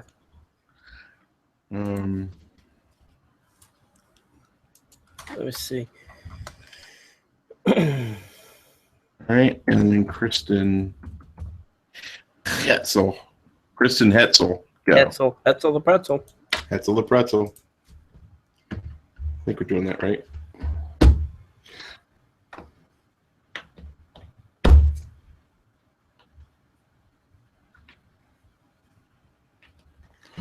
Hetzel the pretzel. I'm sure she never got called that when she was in school. Yeah, right. You're just a bully, Tony. Yes, that's it. You're just a big, mean old bully. Because I'm a mean old bully. Hey, we got a book. We got a quarterly book payment today. Ooh.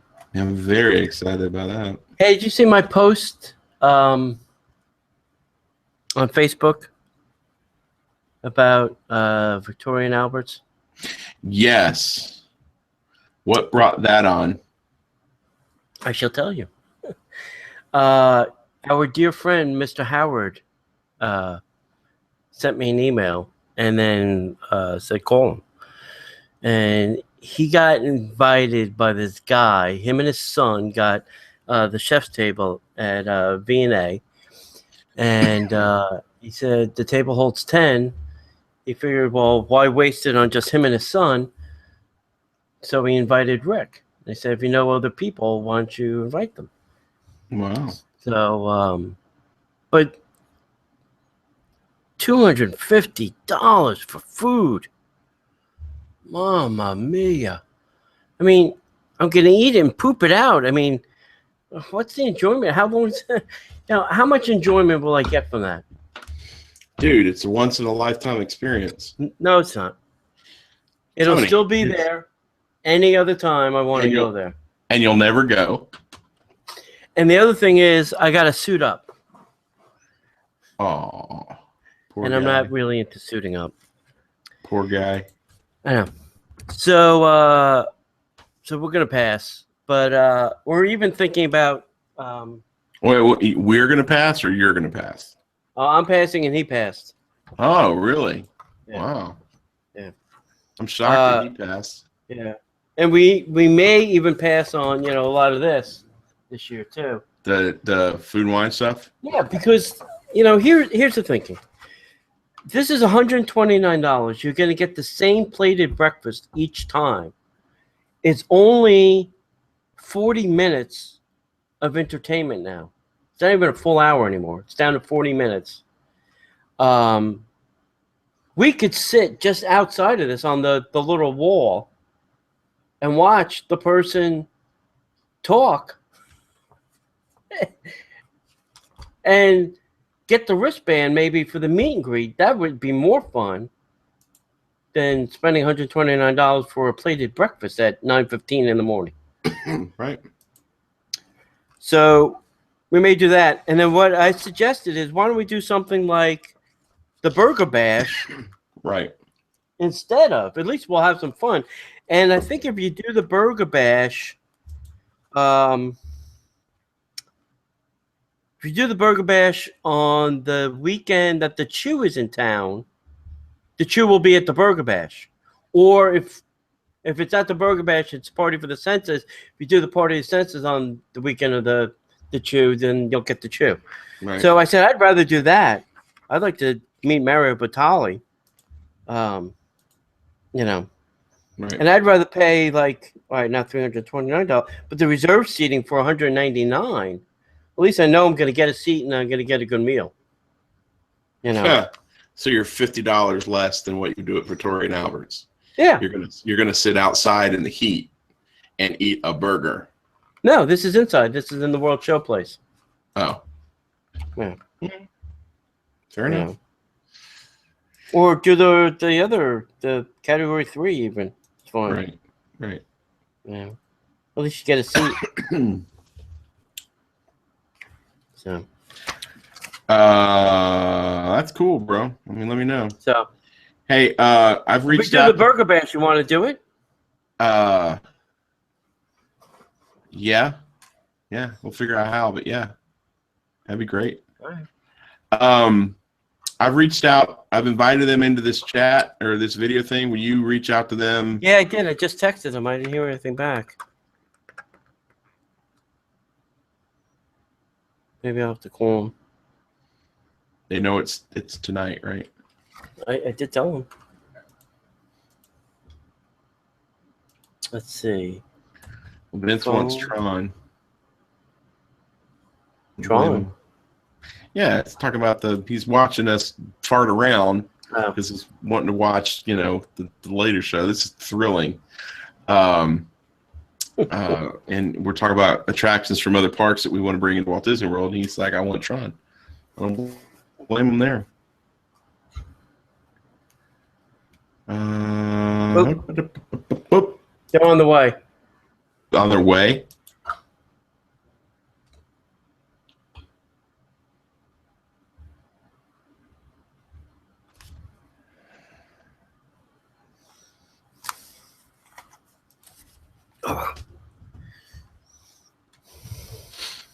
I had my Lyft appointment today. Oh, yeah. How did that go? Are you a certified Lyft driver now?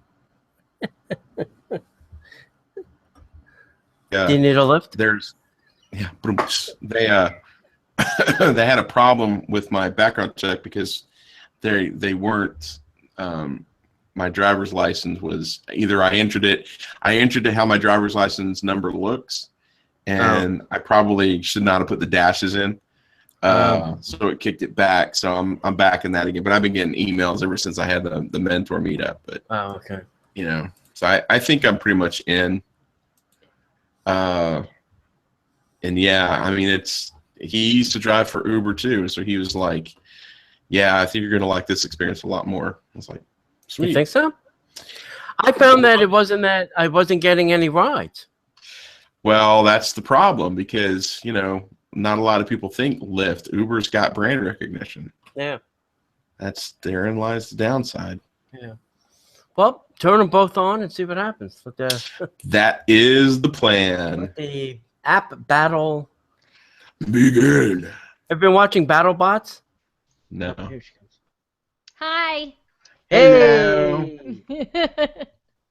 How you doing? I'm doing good. How are you guys doing? Oh, how you doing? Good. How you doing? Long time no see. I know. Feels like forever. I was just talking about you on the podcast I did earlier today. I didn't mention you by name because I didn't know if that would be a good or bad thing. So.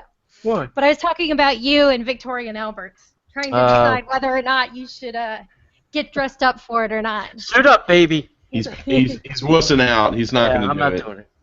Are you really? No. Why? $250. Oh, bullshit. He's saying $250, and then turns around and says, "Yeah, but for the Burger Bash, I could go the $200 tier." I just think I'd have more food and more fun. I'm gonna like Ramon said. I think Ramon said it to me. I'll have to ask him that he left Victorian Alberts and went to McDonald's because he was still hungry. How in the world was that possible? I don't know. Maybe he's got a big appetite. Oh my God, that worries me at that point. I don't know. Maybe he's got a tapeworm. Maybe. I don't know, because when I ate there, I was full, and so was Aljon.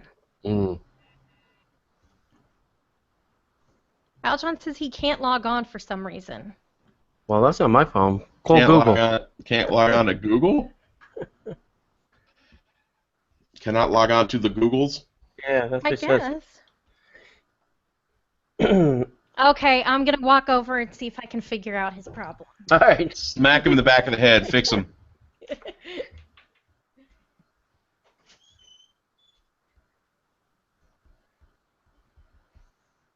What's going on your end? What did you say? What's going on? I can't log in. What the hell's your problem? Smack. Oh. I like that they do it for separate rooms. That's crazy, right? So crazy. That's funny. One of these days, Sarah and I are going to do it, and what I'm going to do is set the thing up where I've got a light and she's got a light, and we're going to be facing each other, and everybody will be like, "Oh, that's so great. You guys are in separate rooms." Nope. And then reach my hand over in front of the camera, play with it. Well, if you move over here, it'll be great, because then we'll be able to do it in the same room. Oh, dude, we found a house that we fell in love with this weekend. Did you really? Oh my good God! Where? Oh my God! It's over. Oddly enough, it's Davenport.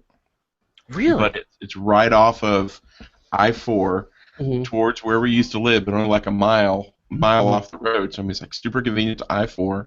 Mm-hmm. 15 minutes to Disney Springs. Wow. Would you mind resending that? For some reason, his appears different than mine, and when he clicks on it, he just has a big black screen. Takes him to a porn room? Oh, that would be terrible. 2,500 square feet, buddy. Oh, nice.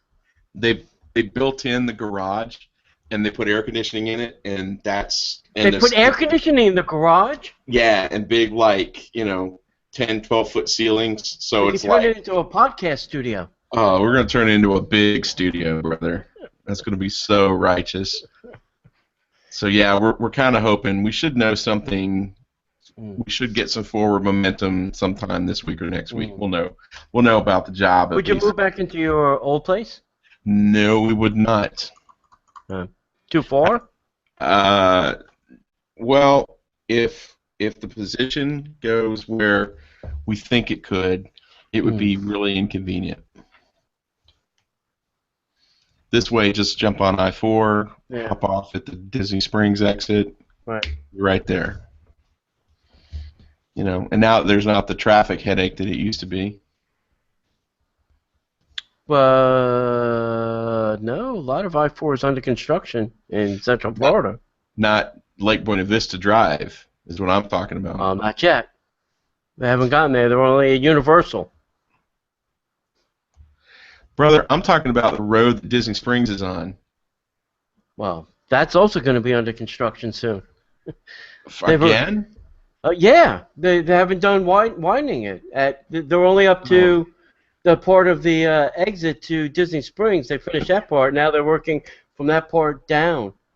When you get off Epcot Center Drive now, they created a whole new exit with a new traffic light. Mm-hmm. Because now they're working on that area. Yeah. It's getting crazy. Any word? He just sent a text message asking for a resend. So apparently it didn't come through. Aljon.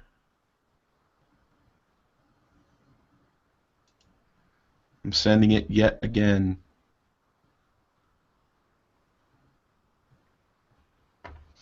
Whoever the 4 people are who are watching this has got to be thrilled right now.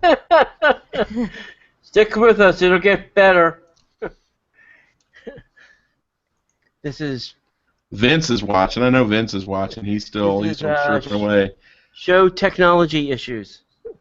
Yeah, this is the price you pay to have those really great, edited shows. Yeah. Thank you. Try the veal. Oh gosh. Hey, so what did you think of Frontera Cucina? I liked it. I heard. Why didn't you like it, John? Didn't you say you weren't crazy about it? Yeah, our experience wasn't horrible, but our experience wasn't great. Couple of the items were not really hot. The cocktails were okay. It wasn't just like, oh, this is the greatest thing ever, and it really just comes down to it's Mexican food. I mean, yeah. And you're paying $32 a plate, and I mean it was okay. I mean it wasn't a bad experience. We're gonna go back and try it again when it's just me and Sarah. We had a couple other people.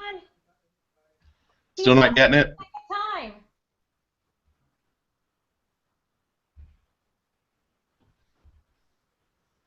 And you're sending it to Aljon Rocks at gmail.com. aljonrocks@gmail.com. Gmail.com. I might not be, but I'm sending that one. He's sending again. Showcase. How can I can't shit.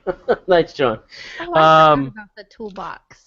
Homecoming opened, today, right? Yes. Yeah. I text you. Did you? Yeah, I saw that. Yeah. So they're not taking tables yet, or they're not sure if they are. They don't know yet. So hopefully they will. Well, when is it? Somebody posted. I think this week, 17th. No, July 17th. You'll be able to make reservations from the Disney website for. Because I've been trying to go there and make reservations. He's also not on Open Table. I don't know. I just may go there this weekend and see if I can find a table.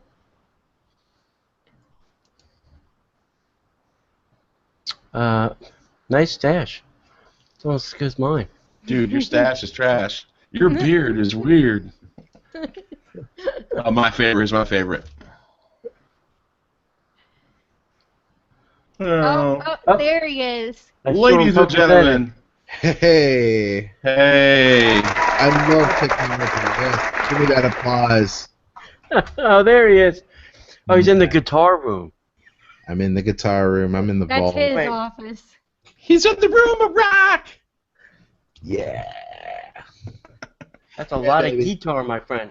Yeah, baby. Yeah. Pro Wrestling Cast. Oh, I have Pro Wrestling Cast? Oh, shoot. Wrong, lower third. Wrong podcast. Wrong, lower third.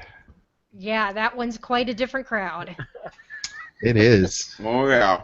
You know that, John. You know it. You know it. Let's see. Yeah, all 15 people. We're growing. Went from 0 to 15. Very excited. Wow. Really? What? Yeah.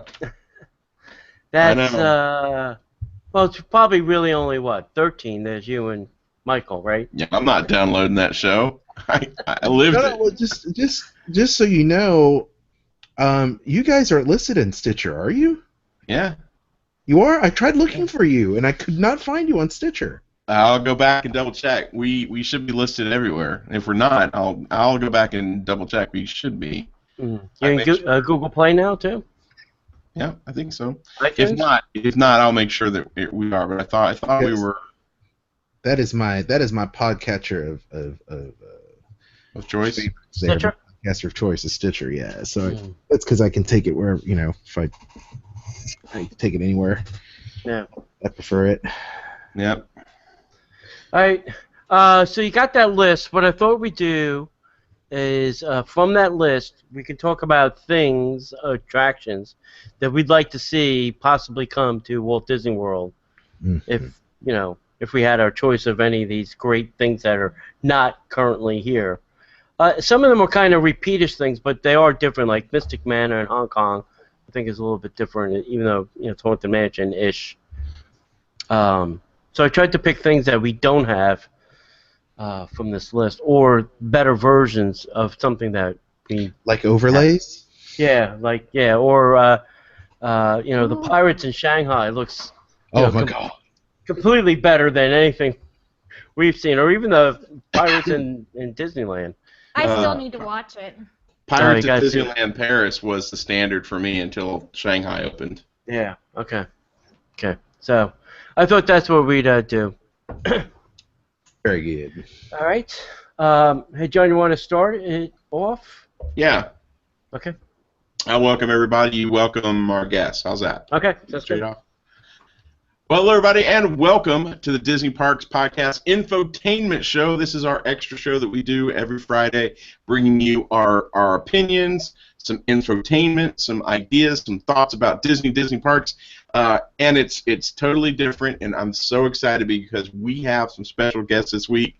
Joining me, as always, is my co-hostess with the mostest, Tony Casanova from Disney by the Numbers. How you doing tonight, pal? I am doing an excellent day. And Tony is going to introduce our lovely co-hosts for the evening. Joining us, we have two, not one, but two special guests. Both of them do multiple, many podcasts. But they're famously known from the WDW Tiki Room, Aljon and Kristen. And Aljon, I don't even know the list of podcasts you do anymore. I don't either, to be quite honest. Just somebody tells you sit down and talk into a microphone. Yeah, it's whatever. Yeah, sometimes I just sit and talk into a microphone. Sometimes I just talk to myself. So, it's quite okay. It really is.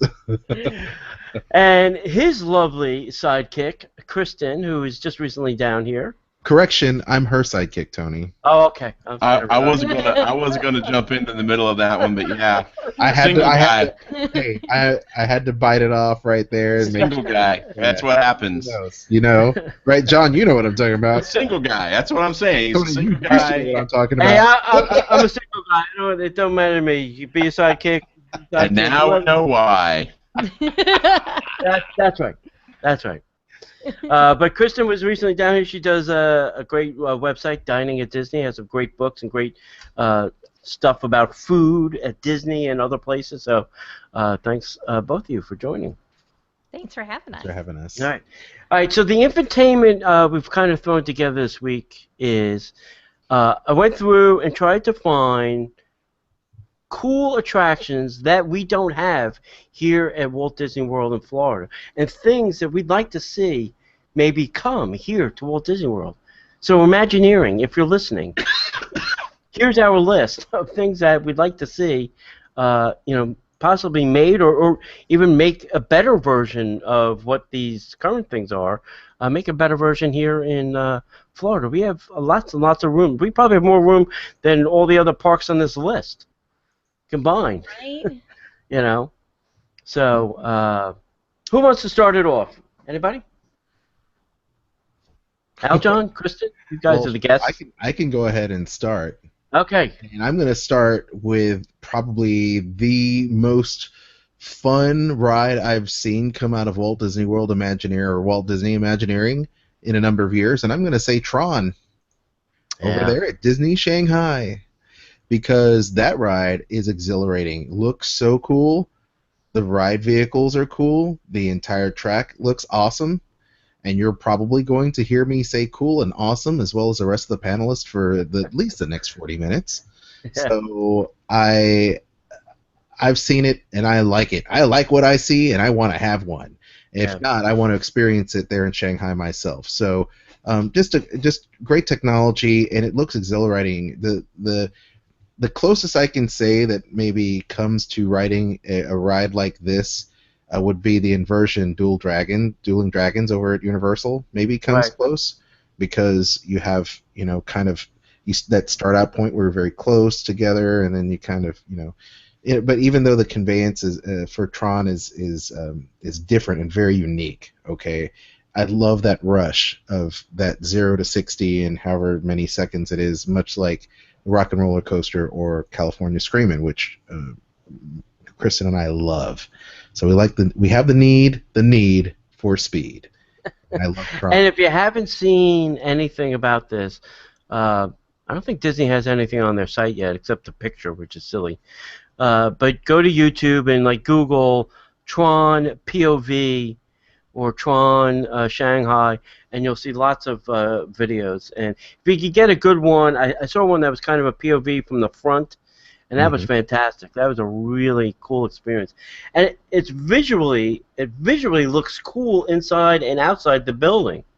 I think is part of the allure of this attraction. It's not even the ride itself. It's just it looks cool from the outside. Yeah, totally. So I agree. I agree that Tron should definitely be something that we can add to the Walt Disney World. Now, where would you put that, Aljon? Where would you think? Oh, I'd put it in Epcot. I would put it right there where the Wonders of Life Pavilion is. And that's going to be our whole. We're basically going to have a whole technology section there, and we're gonna have Tron, and we're gonna put you into the grid, and we're gonna de-res everybody in a group in the pre-show. You see, I got it all worked out. It's absolutely nothing like the actual Shanghai attraction, folks. So see, now I would have thought it would have been a great anchor for a new Tomorrowland at the Magic Kingdom. That would work as well. In fact, I do like that even better. And you could get rid and bulldoze the Speedway in order to make that. Right, Tony? Holy cats. Could you imagine the outcry yes. of the Disney community? You can't get rid of that ride! Yes, we can. Right. It is so not tomorrow-like. Exactly. You are ruining my childhood. Bob It's more like Yesterland. It's more like Yesterland rather than Tomorrowland. Right. Exactly. Yep. I like the idea of putting it in Epcot for a number of different reasons. But mainly because there really is nothing in that whole corner quadrant. We've all heard the story of what Ellen's Energy Adventure may or may not become. But if they were to get rid of that Wonders of Life Pavilion, which is really honestly wasted space anyway, that would be a great place to put an attraction like that. I think Epcot needs more thrill rides anyway. So yeah. I've got some plans there too, my friend. I bet you do. All right, Kristen, what are you thinking? I am going to go with the attraction from Disneyland of Paris, Ratatouille, A Recipe for Adventure. As we know, that is my favorite Pixar movie. I love it. It's just so cute. And this one, it's a 4D experience. So, you go on an adventure with Remy and his friends, and you're in these little cars, and you go through a kitchen. It makes you appear like you're his size, and Chef Skinner's supposed to be chasing you. One of the interesting things it says is sight, sounds, and smells. So I'm thinking we're going to smell food cooking. So it's going to be kind of like a Soarin' experience where they pump out the little smellinators or whatever you want to call them. Smell-o-vision. But I think that's cool that you go through Gusteau's restaurant. So. And that's a fairly new attraction for them. That opened in 2015. Yeah. Right. But that's a good choice. Now, where would you put that? Where would you put that in Walt Disney World? It's gonna go at Pixar Place. Ooh, that is good. You wouldn't put that in the France Pavilion? No. There's too much good food going on in the France Pavilion. Well, we would have to get rid of the wine. They'd have to get rid of the little show, which I don't think anybody'd really have a problem with. No, I think they could probably build it right next door. They've got the little grassy area that they could probably build it. Yes. Back and to the left. Back and to the left. Well, I'll tell you a secret. They can't really put anything behind that pavilion because they built a huge wine cellar behind that pavilion. That have you guys ever been back there? No. Gosh, you gotta. I'll see if I have his name. The guy who runs that pavilion. He took us like on a backstage tour, and took us, showed us how they made the ice cream.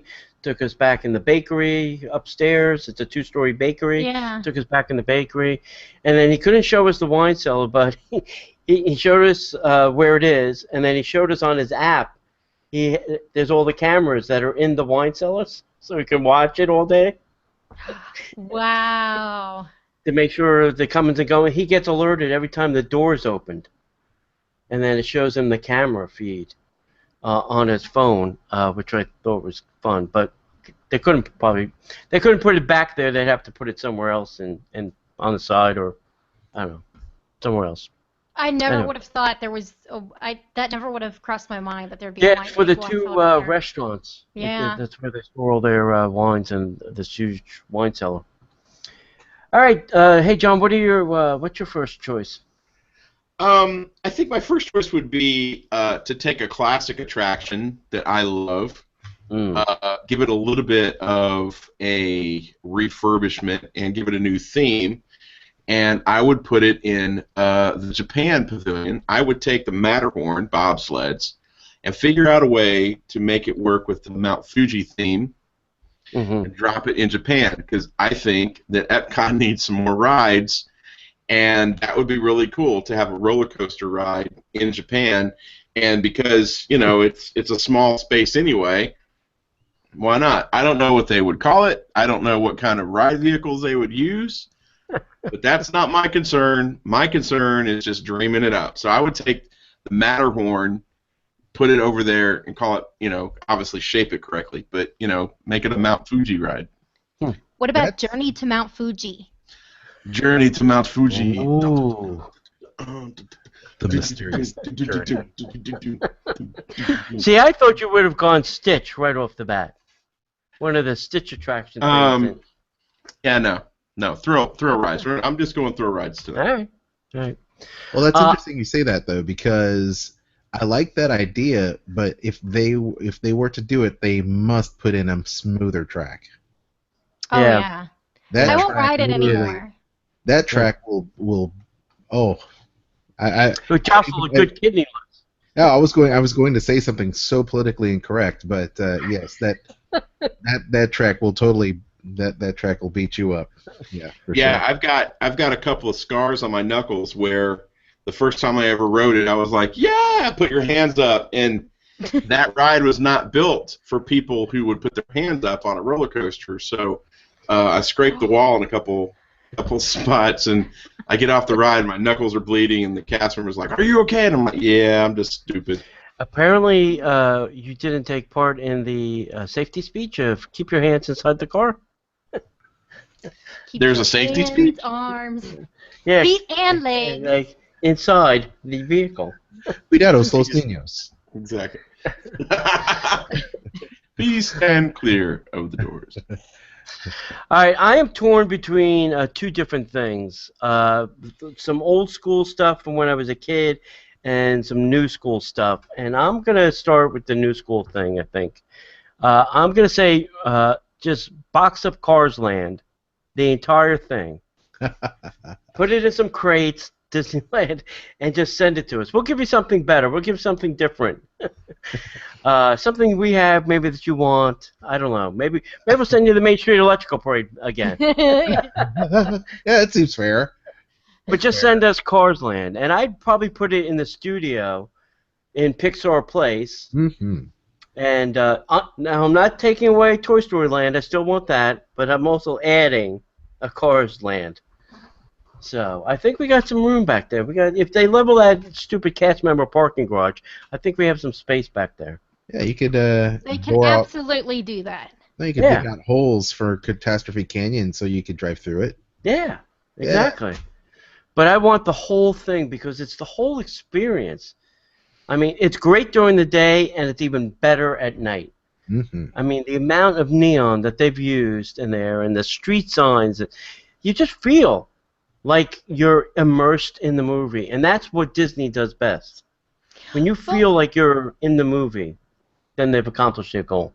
And that's one of my favorite things about the wine country across from it. It's got the al fresco wine cellar, whatever it's called, upstairs. I'm drawing a blank on the name. But at night, the view that you have of Cars Land, I mean, you can just sit there and watch the people in Cars Land all night and not realize it because it's just such a fantastic view. Yeah. Yeah, when that first opened, there was a little video of John Lasseter up on top of one of the buildings, just watching the people first go into Cars Land, and he was just giddy. He was giddy because everybody that was coming in was so excited. Like, kids were going, like, is this the movie? They felt like they were, actually going into the movie. And watching them, I thought was a great little video. I have to find that and post that again because it was a good video to watch. All right, Aljon, what's next on your list? What's your pickings? So the other one that I am wanting to bring over is actually also from the Far East. We're going to go to Tokyo Disneyland, and we're going to go with a Disney Sea, and we're going to go with Journey Through the Center of the Earth. Ooh. And that attraction is great. Big fan of Jules Verne. Love that whole thing that they're doing. I've always wanted. I've thought that if Tomorrowland here stateside in both parks, Walt Disney World, Disneyland, were to adopt a new fantastical version of Vision of the Future, that Jules Verne would be that perfect thing. And of course, they did integrate that in several of the Disney parks. And the journey just is great. It is a huge disappointment for me that when I was in Tokyo, I didn't get a chance to ride it. But I know, I mean, I've seen videos and things of that nature, and it just looks like a hell of a lot of fun. So. And it's a coaster experience, if I'm not mistaken, right? Yes. Yeah. Yes. So that once again, and there's probably going to be a big theme with coasters through this. I know that there's probably going to be some dark rides involved at some point, but for now, I will list that as my number. If we're going to number it, this is my number 4. So. Okay. And where you're putting that in where? Now that's a good question. That could go in Tomorrowland. Could go into maybe Future World, but definitely would go into Tomorrowland. Theming wise, you may have to tweak it to put it in Future World, but as we know, sometimes it doesn't really matter. So just put it anywhere. Yeah, because they put it in Disney Seas. They didn't put it in their Tomorrowland. Yeah, exactly. Yeah, nobody did. So I mean, but yeah, Tomorrowland. If once again, the biggest waste of space, and yes, the Disney fans can write and email me a bunch of hate mail, but yes, anything but the Speedway. So can we put it there? Can we just put it there? Yeah. Well, we can't put two things where the Speedway is, but. Okay. Well, we'll just. Well, maybe we'll just move Carousel Progress off to the side a little bit. Yeah. Why not? Why not? There's some room on the side we'll there. Put it on top of Cosmic Rays. How about that? We'll just right on top. Let's just start building on top. Get rid of the Astral Orbiter and just put it on top of that. Yeah, put it on the Astral Orbiter. We'll put the. It only weighs like 370 tons or something like that. Yeah, it ain't nothing. Ain't nothing. All right, Kristen, what do you got? I think I'm going to go with an attraction from the West Coast. And I have to say California Screamin'. I love that attraction. I grew up going to amusement parks and not theme parks. So this is that classic coaster that I grew up with. So it's a little bit of that nostalgia of the, simple roller coasters without all that extra theming stuff that Disney does. Not that I don't love all that stuff, but right.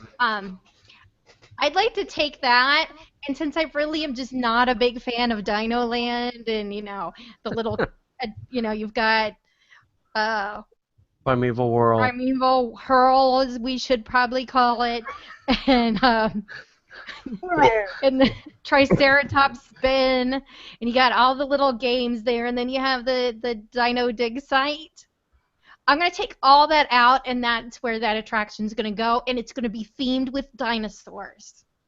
Wow. And they're going to play that Walk the Dinosaur song. That's what it's going to be. Boom, boom. Like a boom. Yes. That's it. Like a boom, boom. That's going to be the tune that plays when you ride it. All right. That's not bad. That's not bad at all. It wouldn't be, I know that there's limitations and stuff, but it'd be cool to put in again, we wanted to put it like at Epcot, put it behind the American Adventure. Have the big Mickey wheel and it drops the big American flag. It's, it would be a roller coaster for all the countries of the world. But most that wouldn't be bad because that would give them a good backdrop for a new illuminations type of show that they can project things on. Oh yeah. Yes. Or they could put it in the center. Yes. Right in the middle of the lagoon. Yep. That would be fun. Or right where the fountain is, maybe. In Epcot. Yeah, that's not a bad idea. Yeah. I'm going to dovetail a little bit off of Aljon's because I really do love the idea of the Jules Verne. If Tomorrowland's going to be Tomorrowland, what we have right now, there's really no saving it. But if we were to do like what they do at like Disneyland Paris, where they have like the Jules Verne spin on it, then I could actually get behind it. And so that means that we'd have to bring one of my personal favorite, longing rides is their version of 20,000 Leagues Under the Sea. Mm-hmm. I would love to see that version of that attraction in a Tomorrowland that does not have an Autopia area and could probably do away with Stitch's, whatever that is, and put it somewhere. But yeah, I would love to see a Jules Verne version of 20,000 Leagues and Journey to the Center of the Earth. So as a sidebar, what they're going to have to do with Space Mountain. Oh, they're going to have to convert that over too. Have to convert the snot out of that bad boy. So that would be my next choice is 20,000 Leagues. See, now you stole mine. Did I? Good. Yeah. Wow. That was my plan all along. I have so many fond memories of 20,000 Leagues Under the Sea as a kid over at Disneyland. I did the Disneyland version, and I miss it so much. And I love the thought of going under the water and checking all the coral and stuff, but it's and there's no Finding Nemo in it either. Yeah. So, Yeah, I do have a lot of memories of the 20,000 Leagues Under the Sea, and I think I really, that was one of many things I missed from Magic Kingdom, that and the Skyway, but oh yeah. I Hey, don't think does the Skyway in Disneyland Paris still exist? John is shaking his head. I do not believe so. I don't remember seeing a Sky Bucket ride. Mm. It seems to me that's gone away everywhere in the world. Yeah. I don't remember it, but then again, I was so overwhelmed, but I'm fairly confident that it's not there. Because I know that Tokyo got rid of their Skyway in '98, so... Yeah. See, I think it's still... Today, it's something that could still happen if they were to have used like enclosed gondolas rather than open-air ones, and use like the bigger ones that they use at the ski resorts that hold like 6 or 8 people rather than just 4. They could add more throughput, and I think it would have been fun to have things like that. To take you from one side to the other. I think they could have even used it as like a transportation, almost like from one park to another. In New Jersey, there was a park, Vernon Valley ski area. During the summer, used to have the two mountains used to have summer activities, and to get from one to the other, you could take a gondola to go from one park to the other. And I thought. That would be something that they could do at Disney World, It would take a little less monorail. It may be cheaper than a monorail. Mm-hmm. They're saying it's $1 million a mile to build a monorail, mate. They'll build gondolas. It's got to be cheaper. It's only a wire. It's all fun and games until someone drops. That's right. Or thrown. Or gets struck by lightning. Or get struck by lightning. Yeah, that's true. Or it gets stuck in a weather storm. Okay, sorry Yeah, about that. right. I digress. All right, I think next up, right? It's my turn, right? I think I'm going to say the red car trolley at California Adventure. I like it. You know, when you walk down Hollywood Boulevard now at the Hollywood Studios, just past the Starbucks and the little area where you can get, or used to get, fast passes, there's a mural of the red car trolley. And when I first saw that they put that up, I was like, oh my God, we're going to get the red car trolley here at the studios. No. What they did was they tricked us. And that was a forecast kind of image of what they called the Starbucks, which was the red trolley car stop. I was like, oh, now it makes sense why they put that. But I still think we can use the red car trolley. When the whole expansion of the studios is built, I think this would be great. You know, you have like 3 stops. You know, Toy Story Land, Star Wars Land, and you know Hollywood Boulevard, and maybe even Sunset. You know, I think they should do it, and that would give like almost another. You know, like the train goes around the Magic Kingdom. Have a train that goes around the Hollywood Studios now, and you can go off into different lands. Be perfect. I like it. Right. All right, Aljon. Yes. So here we are again, and I'm gonna kind of get the little floating claw from Toy Story, and I'm going to bring it over to Disneyland. I'm going to pluck out Indiana Jones. Ooh. And I like the Forbidden Eye. What a great attraction. Even though it's dinosaur with a completely new coat of paint, so to speak, the way they did it is so much better than dinosaur. You know, Yeah. the fact that you can see multi-tiered levels, and it feels like you're roasting in a pit of lava, and then all of a sudden you're in a pit of snakes, and then you're, you know, Getting run over by a boulder. being run over Right. by a boulder. Yeah, I'm down with all that. It's just done so much better, you know, and it just feels like a much more well thought out attraction than Dinosaur or Extinction, whatever you want to call it these days. It just is better, and I like the theming, like the queue, believe it or not, even though it's like a mile and a half to get to the ride. When you go to Disneyland, so you have to trudge through a mile and a half of queue, then you go into the ride, you know, but the ride is well worth it.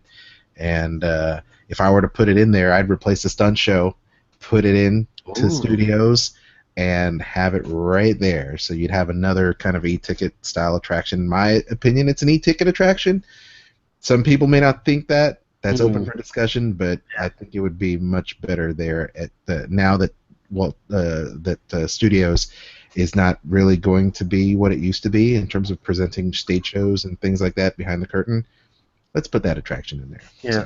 Now, do you think that is a little bit smoother than Dinosaur, as in the herky-jerky action of the vehicle? I think they're about the same. I don't see any difference. I think that if you're sitting in the back, you're liable to fall out and you know, hit and elbow other people.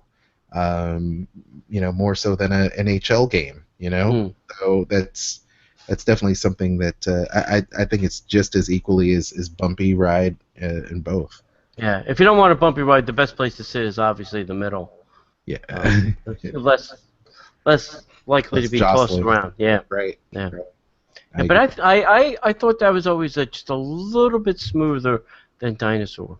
It's possible. It could just be the ride vehicle that you're in. I mean, I don't, you know, I don't know. I just, you know, I don't know the time in. I don't have it in front of me when Dinosaur opened versus when Indiana Jones opened. You'd be the master of that, Tony. You probably remember when they opened. I think it was Indiana Jones was first, and then we got Dinosaur. Was it Indiana Jones first? Wow. I think so. Okay. I don't know. I don't know. I have to go look. Okay. Yeah. That's I have a book about funny. that. Yeah. You know, you sell books and stuff. You know, that's what you do. But But regardless, they're Okay, so it opened 16 years ago, right? Which one? Dinosaur Dinosaur? or Hold Indiana? on. Indiana opened. I'm looking for the exact date. I just saw it and I lost it. Oh, it opened in 95, so 21 years ago. Wow. Mm. Well, there you go. There you go. Still. Where would you put it? Did you say where'd you put it? Yeah, I'd put Indiana where in Indiana. Hollywood Studios, where Indiana Stunt Oh, Show okay, is. okay. Because in my head I was thinking I just replaced Dinosaur. And you go to Mrs. Cosby, Huxtable, whatever your name is. Yeah, but we can keep Seeker. Yeah, kind of like they do in Winnie the Pooh. Have a little seeker there, and just try to find the hidden dinosaur. Sometimes I really do wish they would get new people to redo these intros. They can get the same people. Because They just have to As shoot them in much as HD. as much as I like Gary Sinise, I really get tired of the British girl or whatever she is, and her little spiel. I'm just like, oh my gosh, can't I just like bypass this part of Mission Space?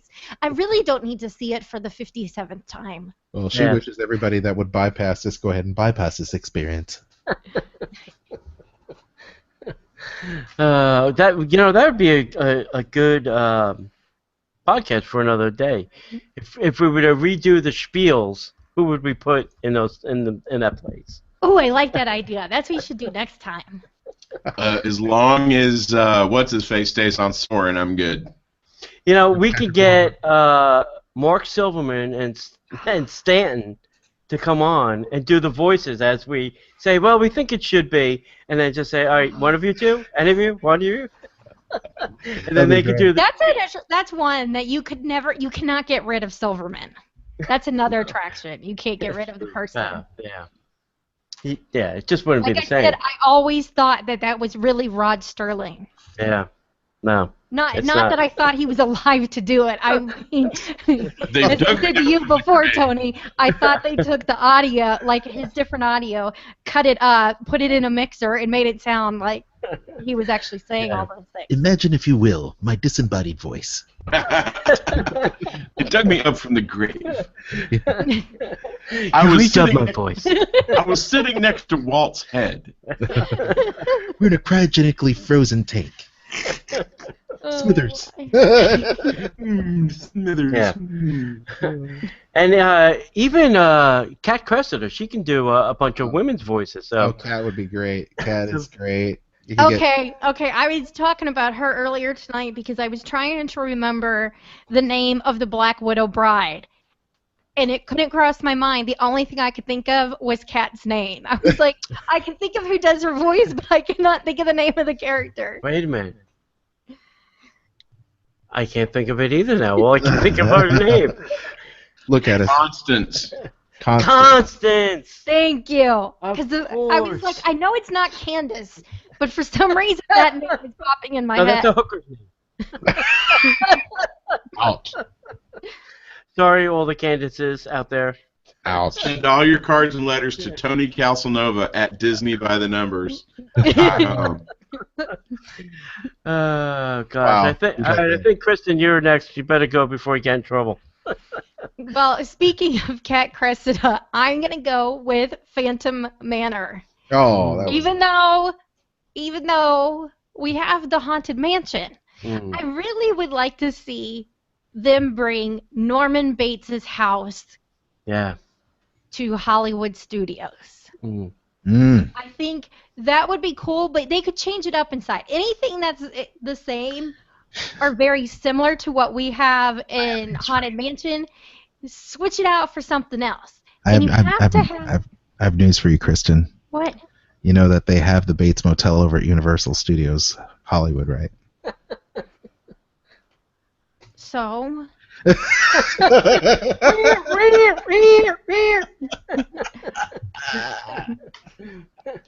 Hey, I'm a fan of Universal. Go, girl. I am too. I like Universal too. So.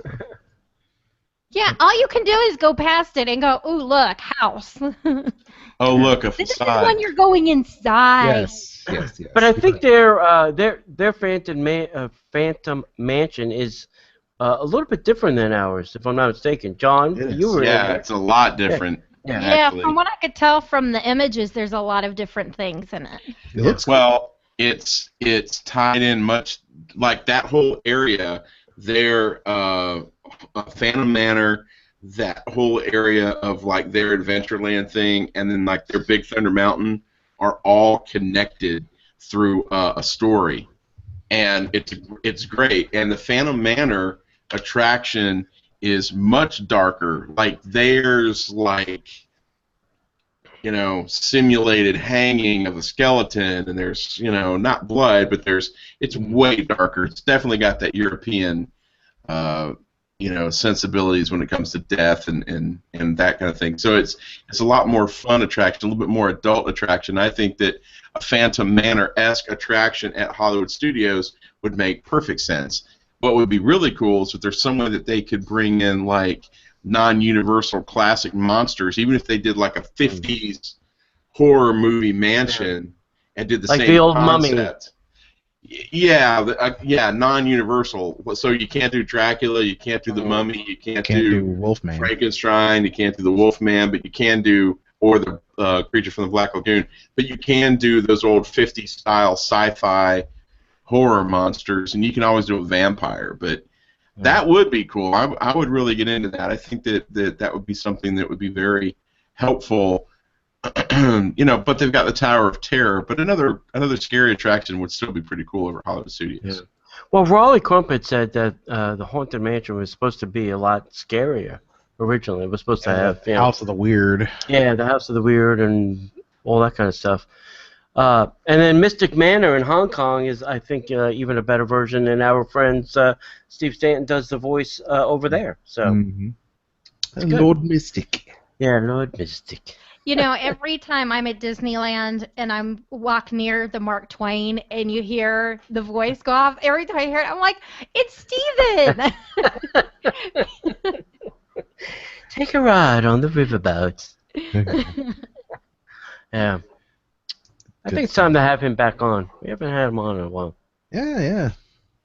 Well, he's a great one of my guest. favorite guests that we've ever had on Tiki. I love Steven Stanton. Yeah. He's such a nice guy, so genuine and so talented. Yeah, I agree. You should do you should do one with the top voices of the parks. Yeah. That's a great idea. Yeah, I want to do like a cruise and invite all of them. You know, Stan. Can we go? Yeah, Stan and Silverman and Kat, and do a whole cruise and get them all to come. Oh my gosh, can you imagine how much fun that would be? Yeah, Bill Farmer and. Oh yeah, we could get we could get the husband and wife team out there too. That'd be awesome. Oh yeah, the Voices of the Parks. Voices of Parks cruise. Yeah, that would be pretty amazing. Yeah. All right, John. The voice talent cost would be through the roof, but it'd be great. Well, you just added on to the cost of the cruise. Oh yeah, it's just that easy. You know, everybody's kind of picking ones that I've already picked, so I'm going to go with, and I know that this is going to come up later, another version of this attraction. My favorite version that I have seen, and I've seen 3 versions of Pirates of the Caribbean. My favorite version is over at Disneyland Paris. What? It's better than both Pirates here stateside combined. It's a much larger complex. It's a much better themed area. It has a restaurant as well. It's much better. It's bigger. You're walking into a castle like you're going into, you know, the castle scene, you know, in the first Pirate. You're actually walking into that. It's just all around a better themed. Now, I know we're going to talk about the other newer version, but for me, you know, for my list, since, you know, some of my other ones have been chosen, I'm going to go with the Pirates of the Caribbean from Disneyland Paris, and I would probably change it up a bit, and I would probably put it over in Animal Kingdom. I'm not sure how I would theme it necessarily. because I don't want to trash the Pirates of the Caribbean that we have here. They could just be poachers. You're going after poachers again. Yeah, poachers. Poachers of the Serengeti. Yeah, that'll. Yes. The poachers of the Caribbean. I have to say, John, I've never really closely looked at the photos for the Paris version of that attraction, but wow, you're right, it is bigger. That's what she said. Yeah. And now, would you, John? What, would you say nothing? it's even better than Disneyland? Nothing. Oh my God! Hello. First of all, for the "That's what she said," I should get a. Thank you. Yes, it's better than Disneyland. Very much better than Disneyland. Wow. Never been there, but I take your word for it. You have to trust me on that one. It's just it's better than Disneyland. Wow. All right. I think this should probably be the last round, but on my next choice is now people say, "What's not an attraction?" And it is an attraction where it currently is, and I'm going to say the Disneyland monorails. I would love if our monorails got a Disneyland facelift. Mm-hmm. There's been rumors going around for years that we were going to get the Mark 8, I think it is now, and there's nothing. We're still riding around in 1971 technology on these monorails, but they've done upgrades over the years. They're now all self-driven and GPS located and all that fancy stuff. But I think they don't look modern anymore. They look old and dated.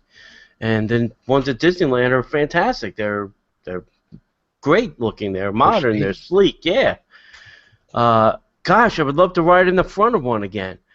Disneyland will let you ride in the front. Yeah, I know. Because there it's an attraction. It's not their transportation, and that's the reason Disney says. I'm sure that and the NTSB says no. But I'd love to get their monorails. I'd love to get the monorail expanded. I'd love to have it go to every resort and every park and all those things. But I'm gonna say monorails. Nice. Yeah. Well, I guess it's me. Yep. And there are so many different overlays and different attractions from different parks and whatnot. I don't know why okay, there we go. So I don't know why. Can you guys hear me?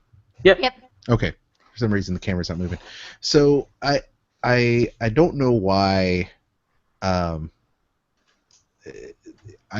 don't know.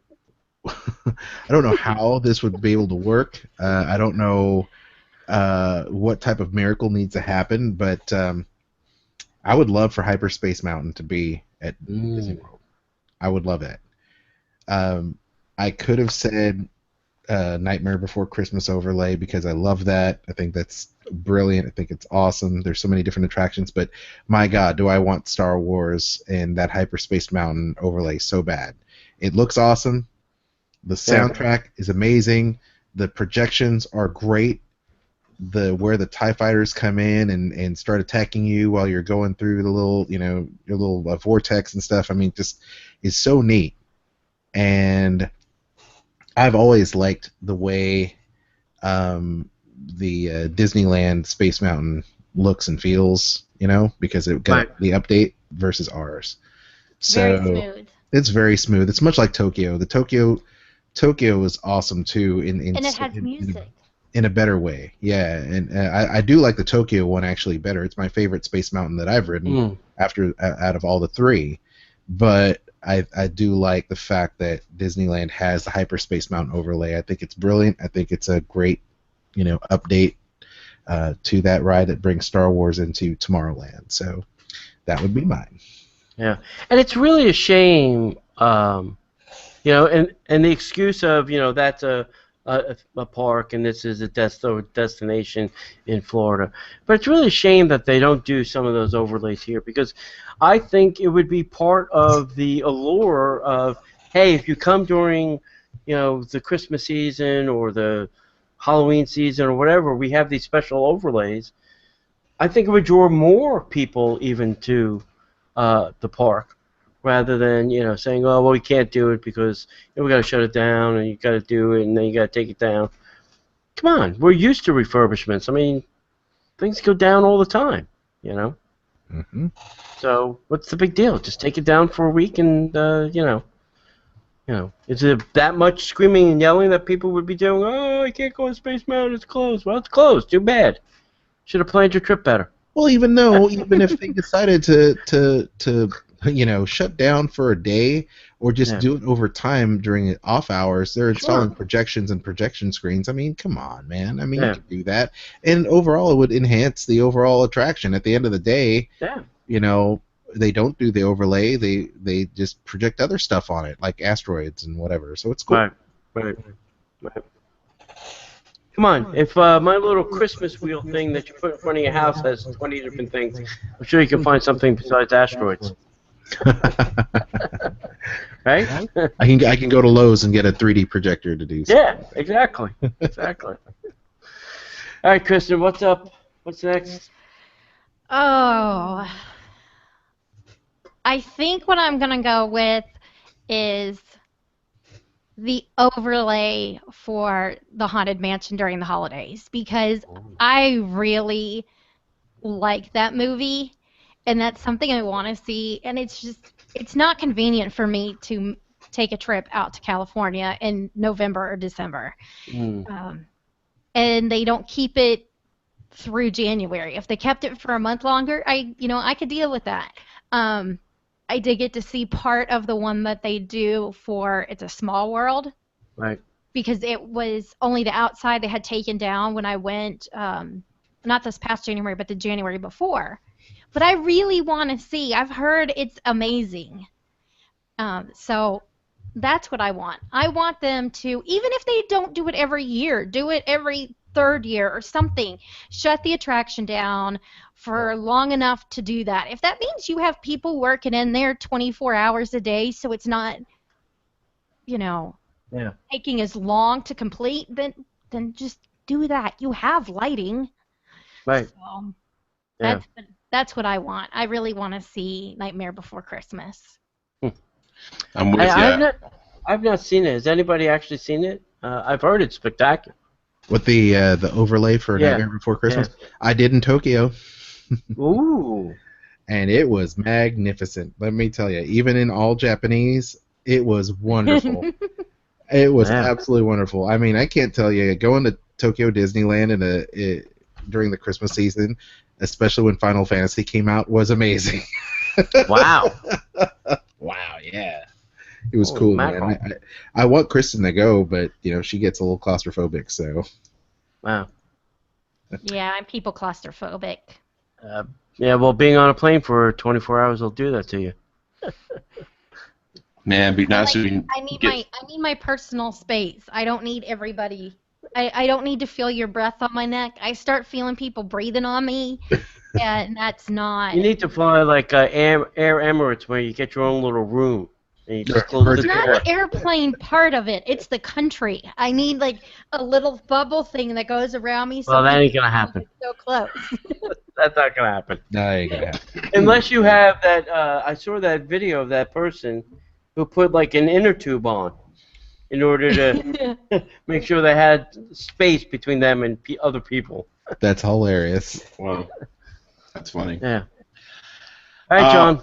My final pick is something that we've talked about a long time, and it needs it. We're due for a new nighttime spectacular. So, I love you, Illuminations. You've been wonderful, but it's time that we get World of Color in World Showcase Lagoon. Ooh. It's a wonderful world of color. Yeah, we don't want the 60th anniversary version. We want the original. Yes. I agree. Yeah. We want Walt back. Yeah, we want Walt. Yeah. I know that there would be some issues with that, but you know what? Epcot needs to they can move a ball out and open up and shoot flames and all that great stuff. They can figure out a way to project on the water. They got the water stuff. I mean, it just, we need something like that. It's time to update, illuminations. And, at this rate, we might get that way before we get, Rivers of Light. So, Yeah. Wow. Yeah. Oh, so disappointing. I'm gonna offer you an alternate location for your World of Color, John. The Casanova bathtub. No. Although, right, that's a second location. Studios? No, the Disney Springs, right there out on the water, because you got people all along Saratoga, and then all along the area of Disney Springs. That's a great idea, but they're not going to do something to that degree that they can't charge money for. Uh-huh. Well, who says Disney Springs is going to be free forever? Hey, don't give them ideas. Oh, yeah. Oh, like they don't have the idea already? As soon as they put up those security things, they're going to start charging for tickets, baby. That would be No. unfortunate. Yeah, it would. Yeah. That would be a mistake. We'll A lot see. of money then not being spent in those shops and stuff. Yeah. All right, my last pick, I'm going Tokyo Disney Sea, because I love that park and I've never been there. But they have something called the Aquatopia, which is like bumper boats, and you drive these boats around out on this water. You mean like the Autopia ride? Yeah, Exactly. Like Aquatopia? Aquatopia, yeah. You put the emphasis on the wrong syllable. Yeah, exactly. But this thing just looks like cool. You can go underneath this waterfall, so you can get wet if you don't want to get wet. It just looks like a lot of fun from the video that I'm watching, and I think it would be cool. I could see this in the Seven Seas Lagoon. I can see this in Bay Lake. I can see it on any of the places that there's water. If there's water in Florida, there are Ginger snaps? gators. There will not be any people in a ride in water in Florida ever We have again. boats. Oh, so you keep missing the video I keep talking about where the alligator climbs into the undercarriage of the Tom Sawyer Island. Fine, whatever. Whatever. It's a So, great alright, so- idea. I mean, Great all idea. right, so it looks like this attraction takes up a large piece of water. So maybe the Animal Kingdom, you could do it there. There's plenty of property over there. It even looks great at night, this thing. I'm just saying we need something like this. We don't have anything this cool. Another place to put this would probably be even in a water park. If you don't want to put it in a park, put it in a water park. We got 2 of those. Not a bad idea. Yeah. And then if you want to get wet, you can get wet. If you don't want to get wet, you don't have to get wet. You pick. You pick your wetness level.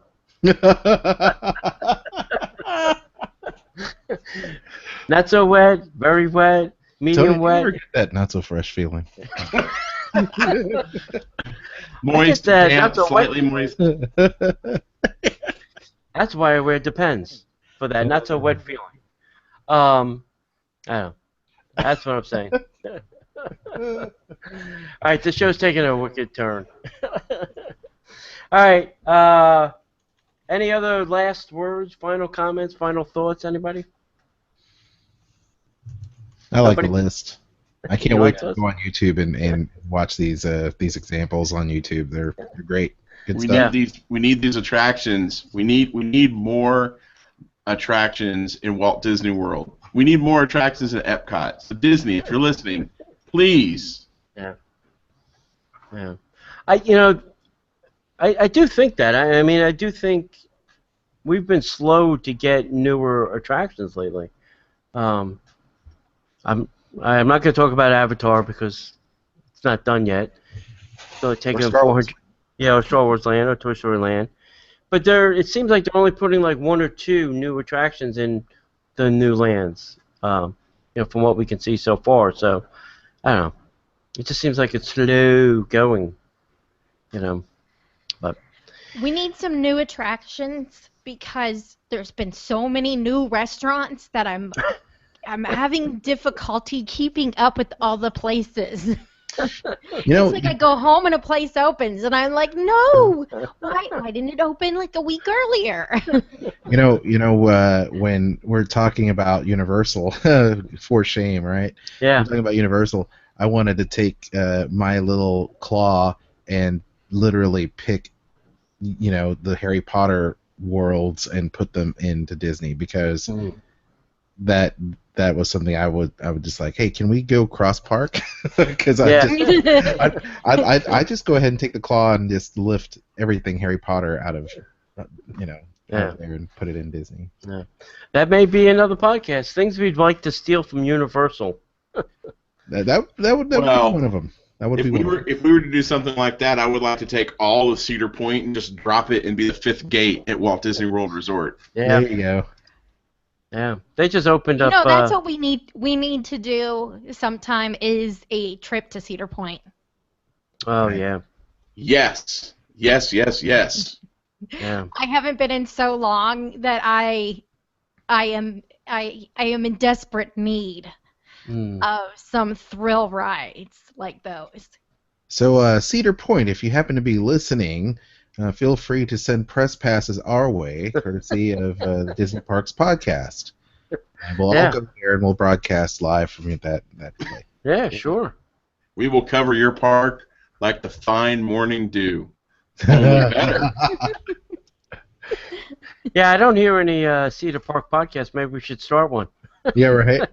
Yeah, they're there. In Dollywood too. Oh, We're gonna start one on Six Flags. We'll just start. Carowinds. We can do all the Six Flags parks. We can do Knott's Landing. We'll do everything. We'll do Knott's Landing. Then we have to go to Europe and do all those non-OSHA sanctioned rides that could kill us at any moment. Oh yeah. All those crazy rides. Oh my gosh. There's well, some we'd of have those to go to Dubai and do that Marvel universe or whatever, right? Don't they have a Marvel universe in Dubai? I thought they stopped that. Oh, did they? I thought they stopped building it. Stamp it. And what about the Ferrari attraction in Dubai as well? Oh, we can do the Ferrari attraction. Here's one thing for you. We can go to fake Chinese Disneyland and over there where they have the characters dressed up, basically like, I don't know. They look so cheap. But basically go to Halloween Express and get all their costumes, basically. Well, some of them are like the old paper mache bobblehead thing. Oh yeah, for sure. Like that. It's like, let's comment on the fact that cheap Disney, rip-off Disneyland China is doing like fake stormtroopers with foam costumes. Let's do that. Yeah, New York City, I just read, is cracking down on some of the fake costume people. I think they can't now ask or beg for money. Like if you want their autograph or take their picture, they cannot ask you for money now. Because that was considered now panhandling. Yeah. So. Huh.